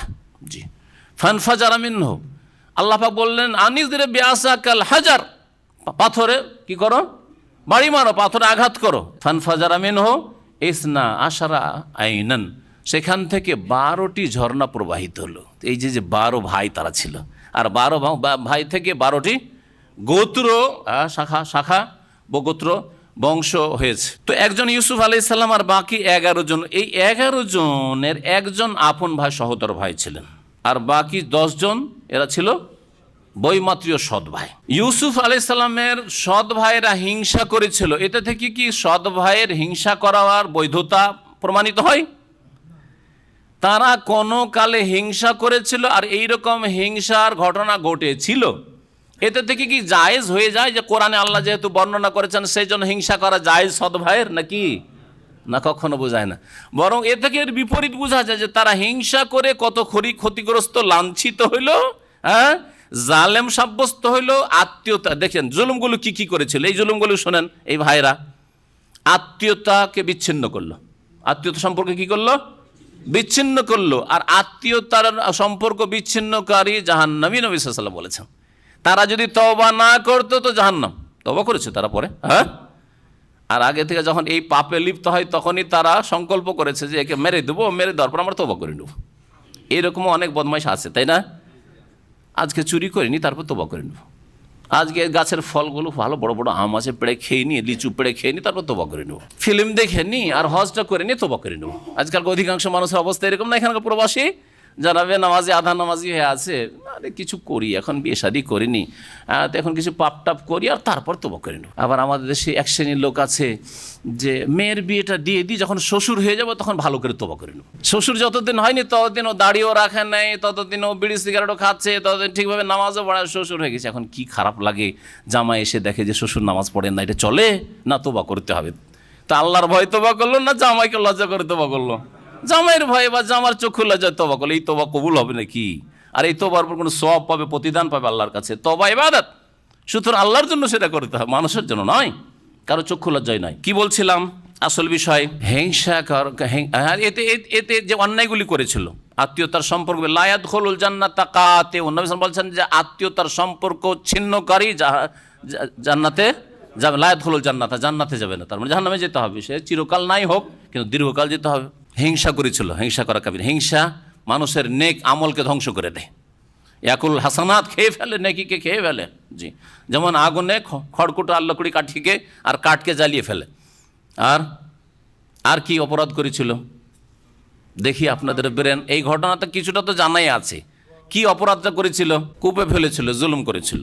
হ্যাঁ, এই জুলুমের মাধ্যমে আত্মীয়তার সম্পর্ক, ভাই সে সৎ ভাই হোক, ভাই তারপরে এই জুলুম করলো, আত্মীয় সম্পর্ক ছিন্ন করে, দয়া নেই মায়া নেই, নির্মমভাবে তাকে কূপে ফেলে দিল। ঠিক, ওই তো জানতে পারলেন। আর কিছু, আর কোনো অপরাধ? বাপকে কষ্ট দেওয়ার অপরাধ, উকুকুল ওয়ালিদাইন। নবী সাল্লাল্লাহু আলাইহি ওয়াসাল্লাম বলেছেন যে 3 শ্রেণীর লোক জান্নাতে যাবে না, তার মধ্যে এক হচ্ছে আল আকুল ওয়ালিদাইহি, বাপ মার নাফরমান জান্নাতে যাবে না। ঠিক কিনা?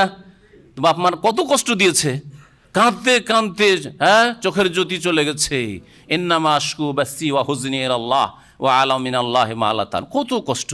ওয়া বিয়াদাত আইনাহু মিনাল হুজনি ওয়া হুয়া কাযীম, সব কথা এই সূরায় রয়েছে। তাহলে একটা অপরাধ মানুষকে অনেক অপরাধ করতে বাধ্য করে, এক গুনাহ বহু গুনাহ টেনে নিয়ে আসে। এই কথার ব্যাখ্যা বুঝতে পারবে। এই জন্য কখনো একটা গুনাহ করবেন না। একটা অপরাধ করলে অনেকগুলি অপরাধ করতে হয়। একটা অপরাধ করেছেন, সেই অপরাধকে ঢাকার জন্য মিথ্যা কথা বলতে হয়, তারপরে ছলচতুরি করতে হয়, বিভিন্ন রকমের কথার আশ্রয় নিতে হয়, এই করতে হয়, সেই করতে হয়, ইত্যাদি কত রকমের পাপ করতে হয়। এই জন্য যারা ধর্ষণ করে সাধারণত কী করে? খুন করে। ধর্ষণকারী, জেনাকারী, খুনি, এইভাবে দেখবেন যে যে কোনো পাপ করেন কয়েকটা পাপ করতে হয়। যারা ফিল্ম দেখছেন, নামাজ পড়ছেন না, বাপ মা জিজ্ঞেস করছে, বিদেশে থাকেন, বাপ মা জিজ্ঞেস করছে যে কি বাবা ভালো আছো তো, মক্কা মদিনার দেশে আছো বাবা, পবিত্র দেশে তোমরা আছো, নামাজ ঠিক করে পড়ছো, আপনি ঠিক করে নামাজ পড়েন না। হ্যাঁ, ওগুলো সব চিন্তা করবেন না। সৌদি আরবে আছি, মক্কা মদিনার দেশে, আবার নামাজ পড়বো না আব্বা, কি করলেন, এত নামাজ ঠিক করে পড়েন না। আর তারপরে মিথ্যা কথা বাপকে বলছেন, ধোকা দিচ্ছেন। মান গাশানা ফালাইসা মিনা, যে মুসলিমকে ধোকা দেয় সে নবীর উম্মত না। কতগুলি পাপ করলেন। তো প্রত্যেকটা পাপের ক্ষেত্রে দেখুন কয়েক পাপ করতে হচ্ছে, কয়েক পাপ করতে হচ্ছে। যারা মানুষকে ঠকে কয়েক পাপ করে, কত রকমের ধোকাবাজি করে। তো এই 11টি তারকা মানে 11 ভাইকে দেখছেন। আর শামস আল কামার, শামস থেকে ইঙ্গিত করা, শামস যেহেতু মুয়ান্নাস স্ত্রীলিঙ্গ, মায়ের দিকে ইঙ্গিত করা হয়েছে। আর তার এই মা, সৎ মা খালা ছিল, মায়ের ইন্তেকাল হয়ে গেছিলো ইউসুফ আলাইহিস সালাম, আর তারপরে তার খালাকে বিয়ে করেছিলেন, তাফসীরকাররা বলছেন ইয়াকুব আলাইহিস সালাম। আর খালাও আল খালা বিমানজিলাতুল নবী সাল্লাল্লাহু আলাইহি ওয়াসাল্লাম, এই হাদিসে রয়েছে যে খালা হচ্ছে মায়ের মর্যাদায়। আর তা যদি আবার বাপের সংসারে চলে আসে, বাপের স্ত্রী হয়ে যায়, তাহলে তো আমাদের দেশাচার তো তাকে কি বলা হয়, মাই বলা হয়, যদিও সেটা আসলে মানা। অল কামার, আর চাঁদ বলতে বাপকে বোঝানো হয়েছে। তারপরে চন্দ্রের চাইতে সূর্যের আলো এবং সূর্যের ক্ষমতা বেশি, ঠিক কিনা? সূর্যের তাপও রয়েছে আর আলো রয়েছে, আর চন্দ্রে তাপ নেই কিন্তু আলো আছে, যথেষ্ট আছে। ওই রকমই বাপের চাইতে মায়ের মর্যাদা বেশি, বাপের চাইতে মায়ের মর্যাদা বেশি। রাআইতুহুম লি সাজিদিন, তাদেরকে দেখছি যে আমাকে সেজদা করেছে। আব্বা দেখেন, বাপ হিংসা করেন না। বাপ তো দেখছি সেজদার ক্ষেত্রে সূর্য চন্দ্রের কথাও তো বললেন ইউসুফ আলাইহিস সালাম, বললেন কি বললেন না? কিন্তু বাপের তো এটা হিংসা হলো না, যারে এর কি করতে চাই রে, কিন্তু বলছে যে আমরাও তার সামনে নাকি অনুগত, মানে আমরা সেখানকার নাগরিক হব আর সেখানকার শাসক কে হবেন? ইউসুফ আলাইহিস সালাম। এটা এর মানে এই না যে বাপ সেজদা করছে আর মা সেজদা করছে ইউসুফ আলাইহিস সালাম, এই কথা নয়। সেজদা করা মানে ঝুঁকে যাওয়া, অনুগত হওয়া। আর নাগরিক শাসকের অনুগত, আপনি চান আর না চান আপনাকে অনুগত হইতে হবে, আপনাকে মানতে হবে দেশের আইন কানুন। বাপ হিংসা করলো না, বাপের অন্তরে হিংসা আসলো না, বরং হিতাকাঙ্ক্ষী হলেন, আরো দরদি হলেন, হ্যাঁ, শঙ্কিত হলেন যে এই কথা যদি জানতে পারে এই ভাইয়েরা, তাহলে এর ক্ষতি করে ফেলবে।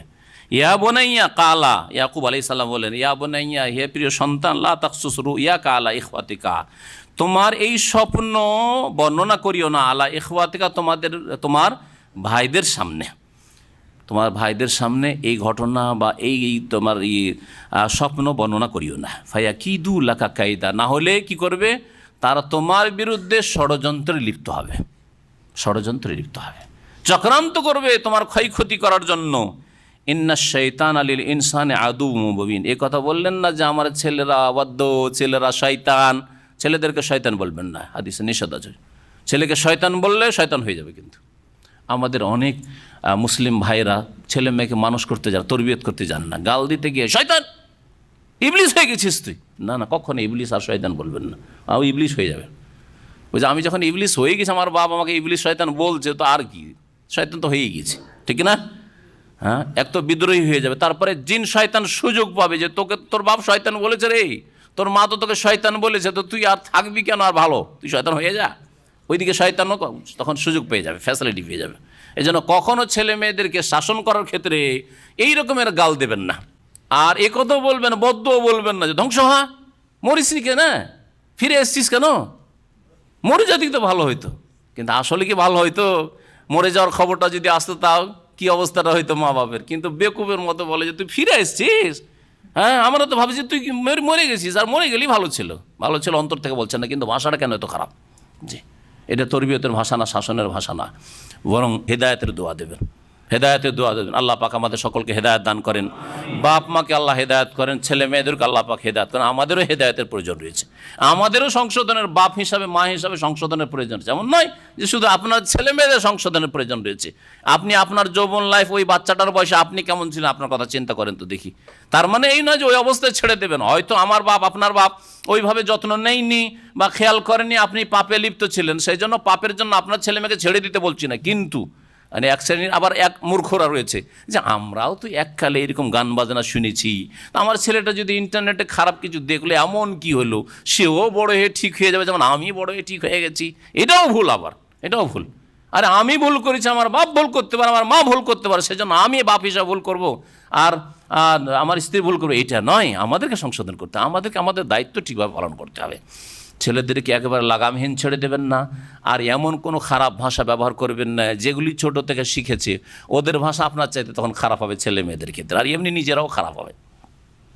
হেদায়েতের দোয়া করবেন, সংশোধনের দোয়া, আল্লাহ তোমার ইসলাহ করুক, আল্লাহ তোমাকে হেদায়েত করুক, আল্লাহ তোমার ভালো করুক, আল্লাহ তোমাকে বোঝার তৌফিক দিক।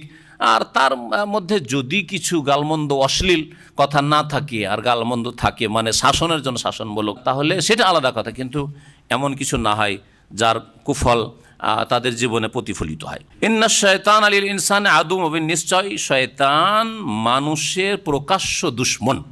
আদু মুবিন, শয়তানকে আল্লাহ পাক রব্বুল আলামিন কার ভাষায়? ইয়াকুব আলাইহিস সালামের ভাষায় স্পষ্ট বা প্রকাশ্য দুশ্মন বা শত্রু বললেন ইয়াকুব আলাইহিস সালাম। শয়তান এই পাপগুলি করায়, পাপের জন্য প্ররোচিত করে। সুতরাং শয়তান এখানে সুযোগ নেবে, যেমনই তোমার সৎ ভাইরা শুনতে পাবে যে এই রকম স্বপ্ন ইউসুফ দেখেছে, তার মানে তার গোলামি করতে হবে, তার সামনে আমাদেরকে ঝুঁকতে হবে, অথচ আমরাই হচ্ছি বড়, সে বয়সে ছোট, তাহলে একে রাখবো না, একে দুনিয়া থেকে বিদায় করে দেব। সুতরাং ওই সব কিছু ঘটবেই না। কিন্তু আল্লাহ যদি বিদায় না করতে চান, আপনি বিদায় করতে পারেন। এই ঘটনা থেকে এই শিক্ষা নেই যে আপনি দুটো ছেলে মেয়ে নেওয়ার পরে আপনি বাকিগুলোকে বিদায় করে দিতে, তুই আসবি না, খবরদার, আর দরকার নাই, তুই আসবি না, আর ছেলে মেয়ে আসবি না। হ্যাঁ, প্রথম কথা, বাচ্চা ধরতেই দিব না, পেটে আসতেই দিব না, আর যদি চলে আসে তাহলে অ্যাবর্শন করে নষ্ট করিয়ে দেবো হসপিটালে নিয়ে গিয়ে। আর খুব চলছে, এটা খুব চলছে আজকাল। প্রাইভেট ক্লিনিকগুলি সম্পর্কে মাঝে মাঝে লেখা হচ্ছে, সুবহানাল্লাহ, এই পাপের আড্ডাখানা, এই জালেম ডাক্তার আর নার্সেরা এই পাপে লিপ্ত রয়েছে, এই হারাম রিজিক খাচ্ছে তারা করে। তাদের অধিকাংশ রুগী হচ্ছে এই রুগীগুলি, পেটে বাচ্চা ধরে গেছে, বাচ্চা নেবে না, সুতরাং তাদের কাছে যাচ্ছে, মোটা অঙ্কের পয়সা নিচ্ছে তারা, আর সে অ্যাবর্শন করছে, জি, বাচ্চা নষ্ট করছে।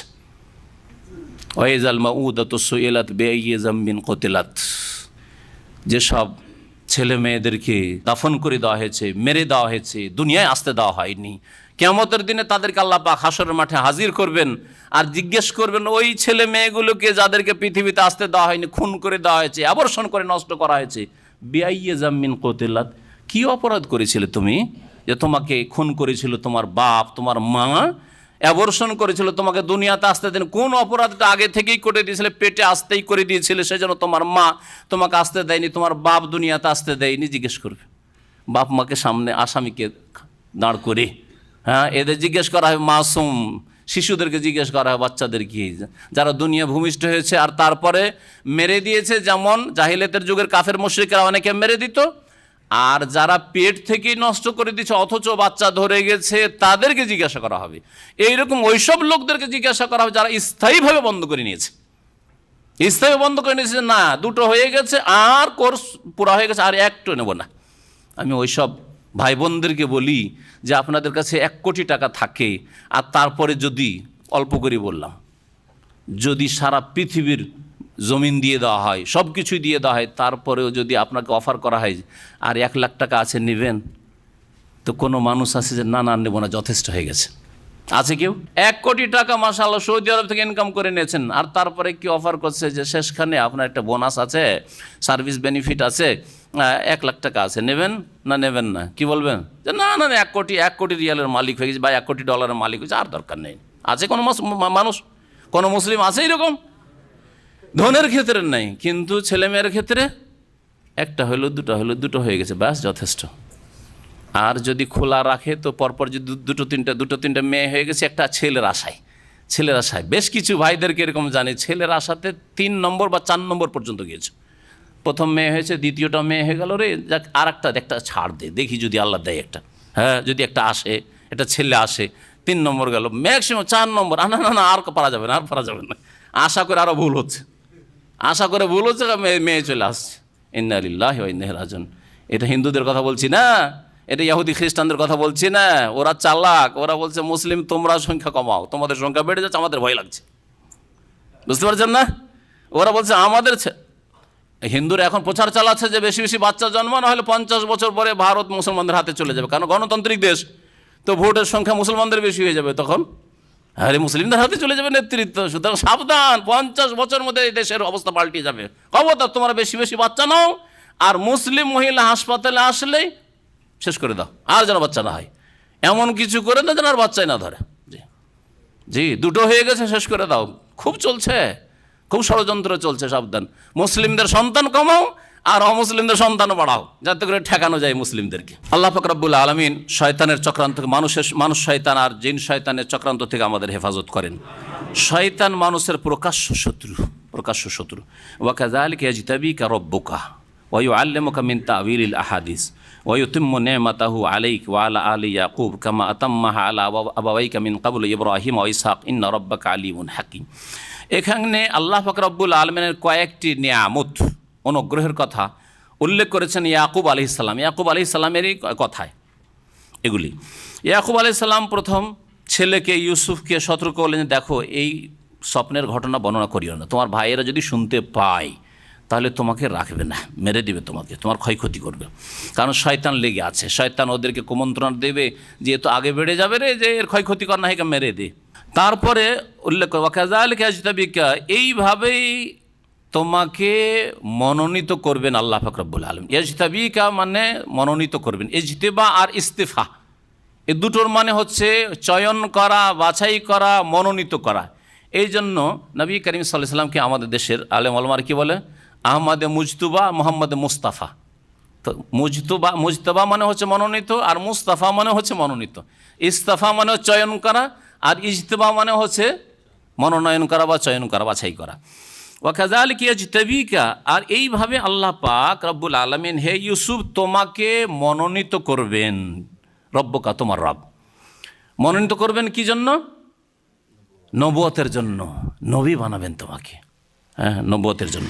ওয়া ইউআল্লিমুকা মিন তা'ওয়িলিল আহাদিস, এবং তোমাকে শিখাবেন আল্লাহ মিন তা'ওয়িলিল আহাদিস। আহাদিস মানে আহাদিস রুইয়া, স্বপ্নের বিবরণ শেখাবেন, স্বপ্নের ব্যাখ্যা শেখাবেন। তা'ওয়িল আহাদিস মানে স্বপ্নের ব্যাখ্যা। তাহলে আল্লাহ পাকের অনুগ্রহ ইউসুফ আলাইহিস সালামের উপর একটি অনুগ্রহ হচ্ছে যে তাকে আল্লাহ নবী বানাবেন। এই সুসংবাদের ইয়াকুব আলাইহিস সালাম ওহীর মাধ্যমে জানতেন যে আমার সন্তানদের সিলসিলায় কি হবে? নবী হবে, ইউসুফও নবী হবে। আর তাকে স্বপ্নের জ্ঞান আল্লাহ দেবেন। এরা বোঝা গেল যে স্বপ্নের ব্যাখ্যা বা বিবরণের জ্ঞান সকলের কাছে থাকে না, বরং অল্প স্বল্প কিছু লোকের কাছে থাকে। আর এ হচ্ছে আল্লাহ পাক রব্বুল আলামিনের বিশেষ দান। এক একজনের মধ্যে এক এক প্রতিভা থাকে, এক একজনের মধ্যে এক এক প্রতিভা থাকে। কিছু লোক আছে দেখবেন যে প্রাকৃতিকভাবে তার মধ্যে কাব্য রচনার প্রতিভা আছে। ও কথা বললেই তার কথায় ছন্দ তৈরি হয়ে যায়, কথা বললে কি হয়ে যায়? ছন্দ তৈরি হয়ে যায়। ও প্রতিভা আছে, ক্লাস 5 পড়া আর সুন্দর সুন্দর শের শায়রি করছে, কবিতা রচনা করছে। আর একজন MA পাস করার পরে বলেন যে 2টো লাইন আপনি কবিতা বানিয়ে দেন, ওর ক্ষমতা নেই। এটা তার কাব্য রচনার প্রতিভা। কারো বক্তব্য করার প্রতিভা আছে, সে অল্প পড়েছে কিন্তু বলতে যা তার এলেম আছে ওর চাইতে 4 গুণ বলতে পারে, বাকপটু। হ্যাঁ, এটা অনেক সময় আবার রিস্কি, মানে যা জানে তার চাইতে অনেক বেশি বলে, তখন ভুল বেশি করে। আর এইরকম বেশ কিছু মুফতি আজকাল সমাজে পাবে, বলে বেশি আর ফতোয়াও বেশি দেয়। এটা আবার ভুল জিনিস। যতটা বললেন এল মোতাবেক বলেন, আর ফতোয়ার ক্ষেত্রে একটু সতর্ক সাবধান হন। যা বলবেন একটু জেনে শুনে বলবেন, একটু কনফার্ম হয়ে, হ্যাঁ, নিশ্চিত হয়ে বলবেন। এমন নয় যে ফতুয়া দিলে বড় শেখ বা বড় আলেম হয়ে যাব আর বড় বক্তা হয়ে যাব, এগুলি মারাত্মক। ওয়ায়ুতিম্মা নি'মাতাহু আলাইক, এবং আল্লাহ পাক তার অনুগ্রহ পূর্ণ করতে চান তোমার ওপর। ওয়া আলা আলি ইয়াকুব, আর ইয়াকুবের বংশধরের ওপর, তোমার ওপর হে ইউসুফ আল্লাহ নিয়ামত পূর্ণ করতে চান। প্রথম ইউসুফ আলাইহিস সালামের কথা উল্লেখ করেছেন এই জন্য যে ইউসুফ আলাইহিস সালামকে আল্লাহ পাক কী করবেন? দুনিয়ার নিয়ামত, নেতৃত্ব দেবেন, মিসরের ক্ষমতা দেবেন। আর মিসরে ক্ষমতা ভাই পেয়েছে, ইউসুফ আলাইহিস সালাম পেয়েছে, সেই জন্য এই সুবিধা কিছুটা ভোগ করতে পারলো, তার ভাইরাও, সৎ ভাইরাও ভোগ করতে পারলো। আর তারপরে বৃদ্ধ বাপ মাও সেখানে চলে গেলেন, আর সসম্মানে সেখানে সবাই ইজ্জতের সাথে আর সচ্ছলতার সাথে জীবন অতিবাহিত করলেন। যেখানে এরা ছাগল চড়া লোক ছিল, অভাবী লোক ছিল। হ্যাঁ, সামদেশে যখন বসবাস করতেন বনি ইসরাইল, তখন তারা বড় অভাবী লোক ছিল। বকরি ছাগল চড়া তাদের কাজ ছিল, আর কিছু ব্যবসা বাণিজ্য করা, এই সব কাজ ছিল তাদের। আল্লাহ পাক রব্বুল আলামিন নেতৃত্ব পৌঁছে দিলেন, যেটাকে এখানে নিয়ামত বলা হয়েছে। তো নেতৃত্ব আল্লাহ পাকের নিয়ামত যদি তার সৎ ব্যবহার করা হয়, আর যদি তার অসৎ ব্যবহার করা হয় সেটি হচ্ছে আল্লাহ পাকের আযাব, মনে রাখবেন। এই নেতৃত্বের যদি হক আদায় করে তাহলে তার জন্য আল্লাহ পাক আরশের স্পেশাল ছায়ার ব্যবস্থা করেছেন। 7 প্রকারের মানুষকে আল্লাহ পাক কোথায় ছায়া দেবেন? আরশের নিচে, তাই না? সাবআতুন ইউযিল্লুহুমুল্লাহু ফি যিল্লিহি ইয়াওমা লা যিল্লা ইল্লা যিল্লুহু, যেই দিন আল্লাহ পাকের স্পেশাল ছায়া ছাড়ার কোনো ছায়া থাকবে না। প্রথম নম্বরই কার কথা বলেছেন? ইমামুন আদেলুন, ন্যায়পরায়ণ শাসক। শাসক তাহলে শাসন ক্ষমতা হাতে পাওয়া আল্লাহ পাকের নিয়ামত, ভালো নিয়ামত, যদি সেটার ব্যবহার ভালো হয় তাহলে। আর সেটার ব্যবহার যদি খারাপ হয়, ক্ষমতা পেয়েছি সুতরাং জুলম অত্যাচার করবো, ক্ষমতা পেয়েছি সেজন্য খুন করব, ক্ষমতা পেয়েছি সেজন্য নির্দোষীদেরকে দোষী সাব্যস্ত করব, ক্ষমতা পেয়েছি সেজন্য স্বেচ্ছাচারিতা করব, ক্ষমতা পেয়েছি মানে নিজের অনুসারী যদি দোষী হয় তবুও ছেড়ে দেবো, আর বিরোধী যদি নির্দোষী হয় তবুও তাদেরকে ফাঁসাবো। এই সব জুলম অত্যাচার আর এরকম স্বজন প্রীতি আর শোষণ, বেঈমানি, আত্মসাৎ এসব যদি থাকে তো আল্লাহ পাকের আযাব, আল্লাহ পাকের আযাব। যেমন ভালো ভালো যে খাবারগুলি পুষ্টিকর খাবার, যেমন ঘি, দুধ, ভালো জিনিস, আল্লাহ পাকের নিয়ামত, ঠিক কিনা? কিন্তু পেট যদি আপনার গড়বড় থাকে, লিভার ফাংশন যদি আপনার কমজোর থাকে, ধরে রাখতে পারেন না, হজম করতে পারেন না, তাহলে ঘি খেলেই বিপদ। হ্যাঁ, ঘি দেওয়া বিরিয়ানি খেলে বিপদ, পেট খারাপ হয়ে যায় একবার খেলে, ঠিক না? তেল বেশি খেলে বিপদ, ভাজি খেলে বিপদ, সাদা শুধু সিদ্ধ খান, ডাক্তার বলছে আপনাকে। জি হ্যাঁ, তো আল্লাহ পাকের নিয়ামত থেকে সঠিক জায়গায় এইরকমই ধন, কথাটি বলতে গিয়ে অসম্পূর্ণ থেকে গেছে। সেটা হচ্ছে আল্লাহ যদি ধন দৌলত টাকা পয়সা কোটি কোটি টাকাও দেন, তারপরে আপনার কাছে অফার আছে যে অল্প কিছু আর নাও, তো না করবেন না, কোনো মানুষ না করবেন না। কিন্তু ছেলে মেয়ের ক্ষেত্রে একই সাথে আল্লাহ বলছেন এটাও আল্লাহর বড় নিয়ামত, আল মাল ওয়াল বানুনা জিনাতুল হায়াতিদ দুনিয়া, আল মাল ওয়াল বানুন ইন্নামা আমওয়ালুকুম ওয়া আওলাদুকুম ফিতনা। কোরআনের কয়েক জায়গায় ধন সম্পদ আর সন্তান সন্ততিকে এক জায়গায় নিয়ামত হিসেবে আল্লাহ বর্ণনা করেছে। জিনাতুল হায়াতিদ দুনিয়া, আল মাল ধন সম্পদ, ওয়াল বানুন সন্তান সন্ততি ছেলে মেয়েরা, এরা হচ্ছে পার্থিব জগতের শোভা সৌন্দর্য, শোভা সৌন্দর্য। এগুলি যে সাজ, এগুলি হচ্ছে অলংকার। বাড়িতে ছেলে মেয়ে থাকলে ভালো লাগে, আরে টাকা পয়সা চাইতে ভালো লাগে। টাকা পয়সার কূপ রয়েছে বাড়িতে, টাকা পয়সায় সেলফ আপনার বক্স ভর্তি হয়ে রয়েছে, কিন্তু নিঃসন্তান, কোনো শান্তি আছে? ভালো লাগছে? কারোর সাথে একটু কথা বলবেন না, কেউ নেই। আর বাচ্চারা, ছোট ছোট বাচ্চারা আছে, হ্যাঁ, আমোদ ফুর্তি করছে, তাদের কিনা আদর স্নেহ করছেন, ছোটাছুটি করছে, কত ভালো লাগছে। হ্যাঁ, একজন অপরজনকে শিখাচ্ছে, আপনার অনেক বোঝা হালকা করে দিচ্ছ, করে না? আমাদের ছেলেরা একটু বড় হইলে আমাদের বোঝা হালকা। কত যে মেহনত এককালে করতাম, গ্যাস পানি থেকে শুরু করে এক একটা ছেলেকে দিয়ে আসতে হবে, ছোট বাচ্চার হাত ধরে ধরে দিয়ে আসতে হবে স্কুলে মাদ্রাসা, আবার নিয়ে আসতে হবে হাত ধরে ধরে, সবগুলি করেছি। আলহামদুলিল্লাহ, একটাও করতে হয় না এখন, ঠিক কিনা? তাহলে ছেলে মেয়ে আল্লাহ পাকের নিয়ামত, ধন সম্পদের চাইতে বেশি। অথচ তখন যেমন পয়সা ছিল, এখনও পয়সা আছে, পয়সার ক্ষেত্রে পয়সা কাজে আসবে না আপনার, পয়সা কাজে আসে না অনেক জায়গায়। যদি জালেম জুলুম করে তো আপনার পয়সা কাজে আসবে না অনেক সময়, পয়সাতে আপনার সাপোর্ট দিতে পারবে না, কিন্তু জনবল যদি থাকে তো সাপোর্ট দেবে। বার্ধক্য আপনাকে হাসপাতালে নিয়ে যেতে হবে, আপনার জনবল প্রয়োজন, একটা ছেলের প্রয়োজন, হ্যাঁ, দোয়ার জন্য আপনার ধন সম্পদ দোয়া করবেন, আপনার একটা নেক সন্তান যদি থাকে, ছেলে মেয়ে থাকে, তো দোয়া করবে, প্রয়োজন রয়েছে। দুনিয়া তো কাজে আসবে, আখেরা তো কাজে আসবে। সুতরাং এই ক্ষেত্রে অমুসলিমদের ষড়যন্ত্রের শিকার হবেন না, যে ছেলে মেয়ে দুটো নিয়েছি, তিনটে নিয়েছি, অনেক বেশি নিয়েছি, আর নেব না। আমাদের দেশে তিনটার বেশি কারও নাই, আরে সবাই একটা না হয় দুটো ব্যাস, আর আমি তো তিনটে চারটা নিয়ে নিয়েছি, অনেক বেশি নিয়ে নিয়েছি। এইরকম জাহিলি যুগে ফিরে যাবেন না, কাফের মুশরিকদের যুগে ফিরে যাবেন না, আর কাফের মুশরিক বিজাতিদের আপনারা অনুকরণ করবেন। আল্লাহ পাক আমাদের সকলকে হেদায়েত দান করেন। আল্লাহ পাক রব্বুল আলামিন ইউসুফ আলাইহিস সালামের উপর যেসব অনুগ্রহ করবেন সেগুলি এখানে ইয়াকুব আলাইহিস সালাম বর্ণনা করছেন। ছেলেকে সম্বোধন করে আল্লাহ মনোনীত করবেন, নবুয়ত দিয়ে নবী করবেন, আর স্বপ্নের ব্যাখ্যা তাকে শিখাবেন, আর তার উপর আল্লাহ পাক নিয়ামত পূর্ণ করবেন, এবং ইয়াকুব আলাইহিস সালাম বংশধর মানে ইউসুফ আলাইহিস সালাম ভাইদের ওপর, এবং সেই বংশে কামা আতাম্মাহা আলা আবাওয়াইক, যেমন আল্লাহ পাক নিয়ামতকে পূর্ণ করেছেন তোমার পূর্বপুরুষদের ওপর, তোমার বাপ মায়ের ওপর। মিন কাবুল, এর পূর্বে। তারা কারা? ইব্রাহিম আলাইহিস সালাম, ইসহাক, এইরকমই অন্যরা ইন্না রব্বাকা আলিমুন হাকিম, নিঃসন্দেহে হে নবী মুহাম্মদ সাল্লাল্লাহু আলাইহি ওয়াসাল্লাম তোমার প্রতিপালক সব কিছু জানেন এবং তিনি বিজ্ঞানময় হাকিম। তার প্রত্যেকটি কথা কাজে এবং যা কিছু আল্লাহ করেন সে শরীয়তগত বিষয় হোক অথবা সৃষ্টিগত বিষয় হোক, আমরে কওনি হোক অথবা আমরে শরঈ হোক, সব কিছুতে আল্লাহ পাকের হিকমত রয়েছে, আল্লাহ পাকের হিকমত রয়েছে।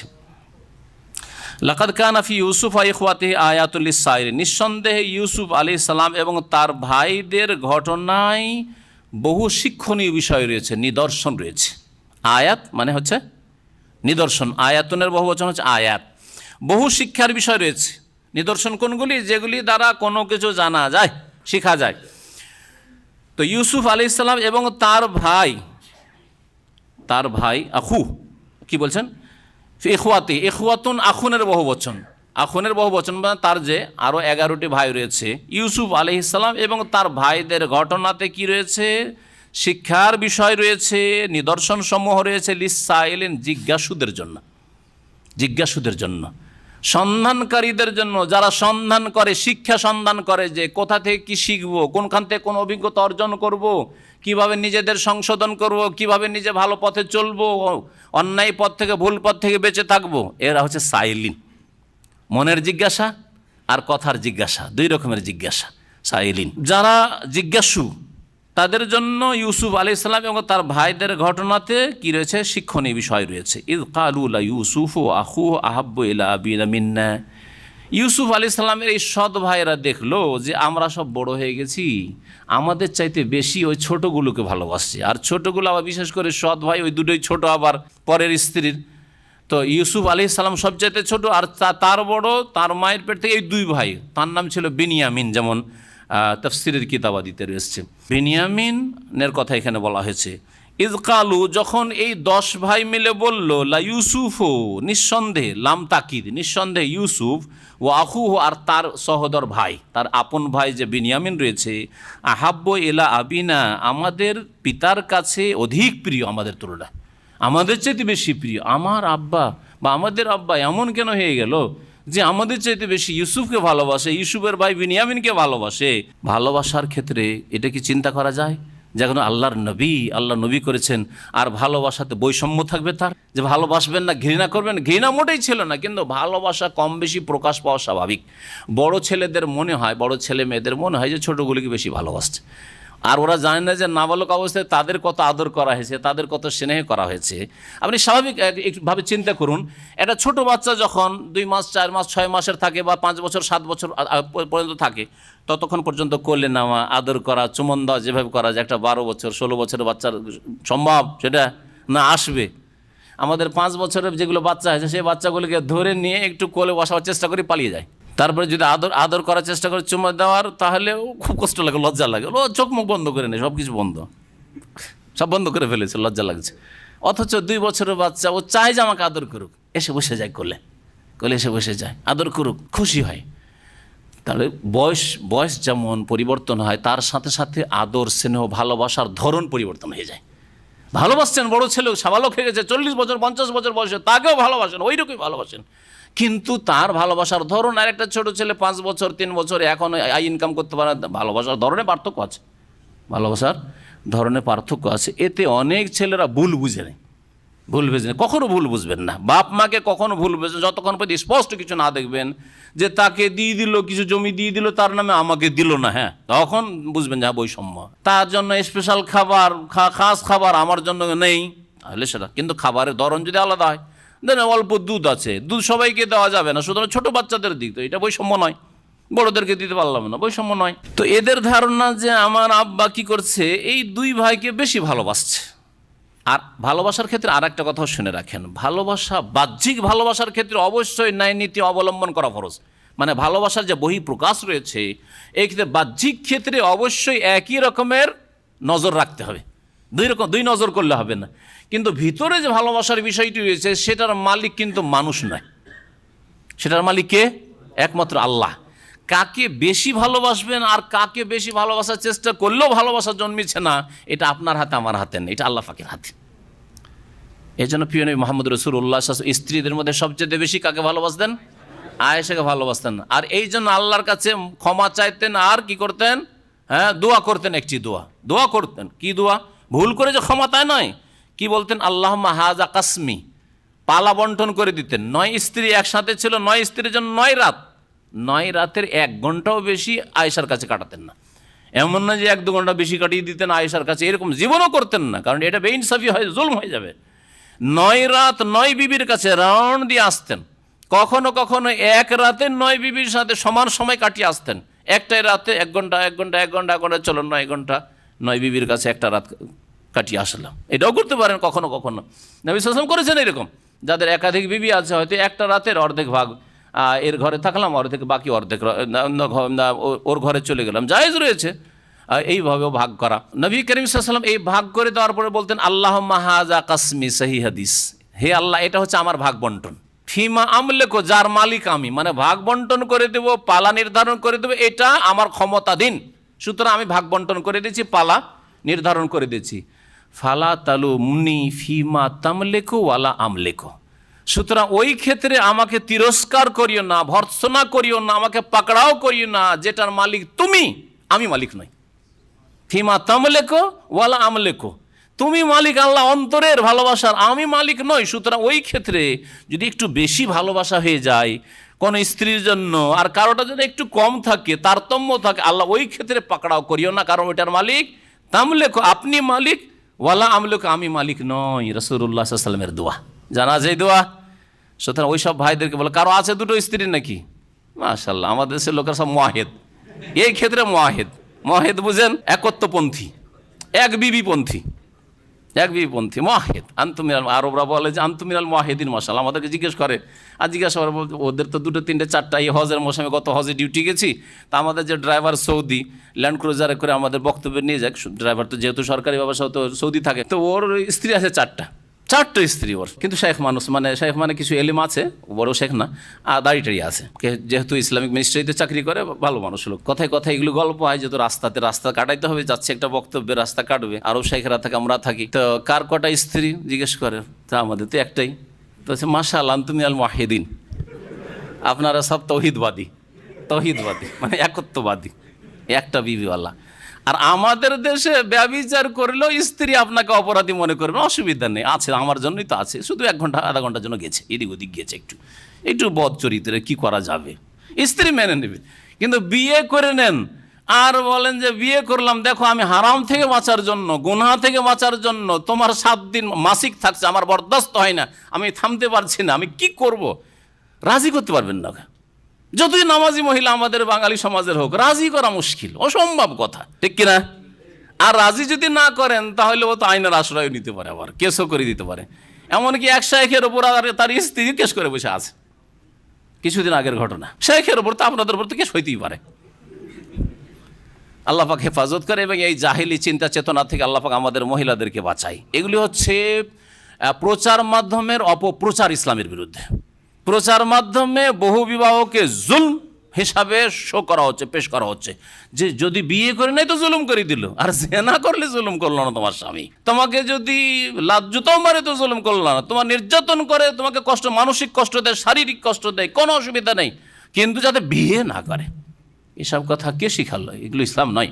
আল্লাহ পাক রব্বুল আলামিন আমাদের দেশের মহিলাদেরকে বুঝার তৌফিক দান করেন, তার সাথে সাথে পুরুষদেরকেও আল্লাহ পাক হেদায়েত দান করেন, যারা ইনসাফ করতে পারবে, ন্যায় নীতি অবলম্বন করতে পারবে, আল্লাহকে সত্যিকার অর্থে ভয় করে, আর শর্ত পুরা করতে পারবে, তারাই যেন বিয়ে করেন। আর ওই সব লোকেরা যাদের ঈমান দুর্বল, বিয়ে করলেই যুবতীর দিকে ঝুঁকে যাবে, অথবা বড় স্ত্রীর টাকা পয়সার চাপে তার দিকে ঝুঁকতে বাধ্য হবে। স্ত্রী তো দ্বিতীয় বিয়ে করেছে, কিন্তু তাকে সময় দিতে পারছে না, এইরকম ঘটনা আসছে। বিয়ে করেছে, শখে পড়ে একটা বিয়ে করেছে, বা যাই হোক ইসলামের দৃষ্টিকোণ থেকে বিয়ে করেছে, কিন্তু বিয়ে করার পরে এমন বড় স্ত্রীর চাপে, আর বড় স্ত্রীর সাবালক ছেলে মেয়েদের চাপে, সেই চাপে আর ওই বিবির সাথে যোগাযোগ, এমনকি টেলিফোনও করতে দেয় না, ও তো এক জায়গায় রাখা তো দূরের কথা, কাছাকাছি এক গ্রামে অন্য ডিস্ট্রিক্টে রেখেছে, তারপর টেলিফোনও যোগাযোগ করতে দেয় না। আর যদি মাঝে মধ্যে ঢাকা বলে যায় যে আমি ঢাকা যাচ্ছি বলে, তোর ওর পিছনে সিআইডি তদন্ত লাগিয়ে দেয় স্ত্রী, সেটিতে দেখো কোথায় গেছে, অন্য স্ত্রীর ওই বাড়িতে না যায় যেতে পারে। আউযুবিল্লাহ। আল্লাহ পাক রব্বুল যেন আমাদেরকে ইনসাফ করার তৌফিক দান করেন, আল্লাহকে ভয় করার তৌফিক দান করেন, আল্লাহ পাক আমাদের গুনাহ খাতা যেন মাফ করে দেন। ভালোবাসার ক্ষেত্রে বলছিলাম যে ভালোবাসায় ভিতরে যদি কম বেশি হয় এটা হইতে পারে, কারণ এটার মালিক না। আপনি চাইছেন আপনার স্ত্রীকে খুব ভালোবাসবো কিন্তু বাঁচতে পারছেন না, হইতে পারে এটা খুব একটা ভালো, কিন্তু কষ্ট দেবেন না, আপনি কষ্ট দেবেন না, পুরো ভালোবাসা দিতে পারছেন না, কষ্ট দেবেন না। এইরকমই বোনদেরকে বলবো যে স্বামীকে ভালোবাসা আপনার উচিত, পুরোপুরি ভালোবাসা দেওয়া উচিত, কিন্তু পুরোপুরি ভালোবাসতে পারছেন না। অনেক সময় স্বামী হয়তো কুৎসিত, অথবা স্বামী আপনার মনোপুত্র না অশিক্ষিত, আপনি বেশি শিক্ষিতা, অথবা স্বামীর যে কোনো দোষ আছে, আপনার পুরুষত্বে দুর্বলতা রয়েছে, সুতরাং পুরোপুরি ভালোবাসা দিতে পারছেন না। সেই ক্ষেত্রে বরদাস্ত করেন, ধৈর্য ধারণ করেন, এবং এই ক্ষেত্রে আপনি সেটা প্রতিক্রিয়া যাতে করে আপনি না দেখান বা কষ্ট না দেন, খারাপ আচরণ স্বামীর সাথে না, খারাপ ভাষা না বলেন স্বামীকে এই জন্য। আর যদি আপনার না পোষায় যে না এ আমার পুরো হকই আদায় করতে পারছে না, আমাকে গুনাহ থেকে রক্ষাই করতে পারছে না, বাঁচাইতে পারছে না, তাহলে তালাক নেওয়া এই ক্ষেত্রে জায়েজ রয়েছে। বিশেষ করে পুরুষত্বের যদি এমন কমজোরি থাকে যে আমার চাহিদাই মেটাতে পারছে না, একে অপরের চাহিদা মেটাতে পারছে না, তাহলে সেই ক্ষেত্রে মহিলার জন্য তালাক নেওয়া জায়েজ রয়েছে। বরং তার জন্য উত্তম হবে, গুনহার যদি ঝুঁকি থাকে তো তার জন্য তালাক নেওয়া অনেক সময় জরুরি হয়ে যাবে, কারণ গুনহা থেকে বাঁচাই হচ্ছে আসল বিবাহর উদ্দেশ্য। বিবাহর উদ্দেশ্য একটি হচ্ছে পাপ থেকে বেঁচে থাকা নারী পুরুষের, 2 নম্বর উদ্দেশ্য হচ্ছে মানুষের প্রজন্ম বাড়ানো, আল্লাহর বান্দা পয়দা করা। সুতরাং যদি মনের চাহিদা না মিটে তো এই ক্ষেত্রে যেমন আপনার স্বাধীনতা রয়েছে তেমনি আপনার স্ত্রীর স্বাধীনতা রয়েছে চলে যাওয়ার, ভালোভাবে আর ভালো আচরণের সাথে ছেড়ে দিতে হবে। লাকাদ কানা ফি ইউসুফ ওয়া ইখওয়াতিহি আয়াতুল লিস-সাইলিন। সময় আমাদের শেষ হয়ে গেছে, এখানেই শেষ করছি। আগামী সপ্তাহে ইনশাআল্লাহ তাআলা বাকি তাফসীর পুরা করা হবে। সাল্লাল্লাহু আলা নবিয়ানা মুহাম্মদ ওয়া আলা আলিহি ওয়া সাহবিহি আজমাইন। আমার ছেলের আকিকা দেওয়া হয়নি, এখন তার বয়স 25 বছর, এখন আকিকা দেওয়া যাবে কি? একদল উলামা বলছেন যাবে, তবে না দিলেও কোনো অসুবিধা নেই, যেহেতু বিলম্ব হয়ে গেছে। আসল আকিকা দেওয়ার সময় হচ্ছে 7 দিনের দিন সবচেয়ে ভালো, আর তারপরে 14 আর 21-এর একটি হাদিস রয়েছে, সেটাও হাসান বা সহিহ হাদিস, যেমন আল্লামা নাসির আলবানী রাহমাতুল্লাহ বলেছেন। সুতরাং ওই 14 দিন আর 21 দিনের হাদিস যেসব বক্তারা বলছেন যে সহিহ নয় আর চ্যালেঞ্জ করে বলছেন, এগুলি ভুল কথা, এগুলি ভুল কথা। আপনারা 14 দিনের দিনে করতে পারবেন, 21 দিনের দিন করতে পারবেন। এর পরেরগুলি সম্পর্কে সহিহ হচ্ছে যে আর কোনো সহিহ হাদিস নেই, যার ফলে বড় হয়ে আকিকা করা ঠিক নয়।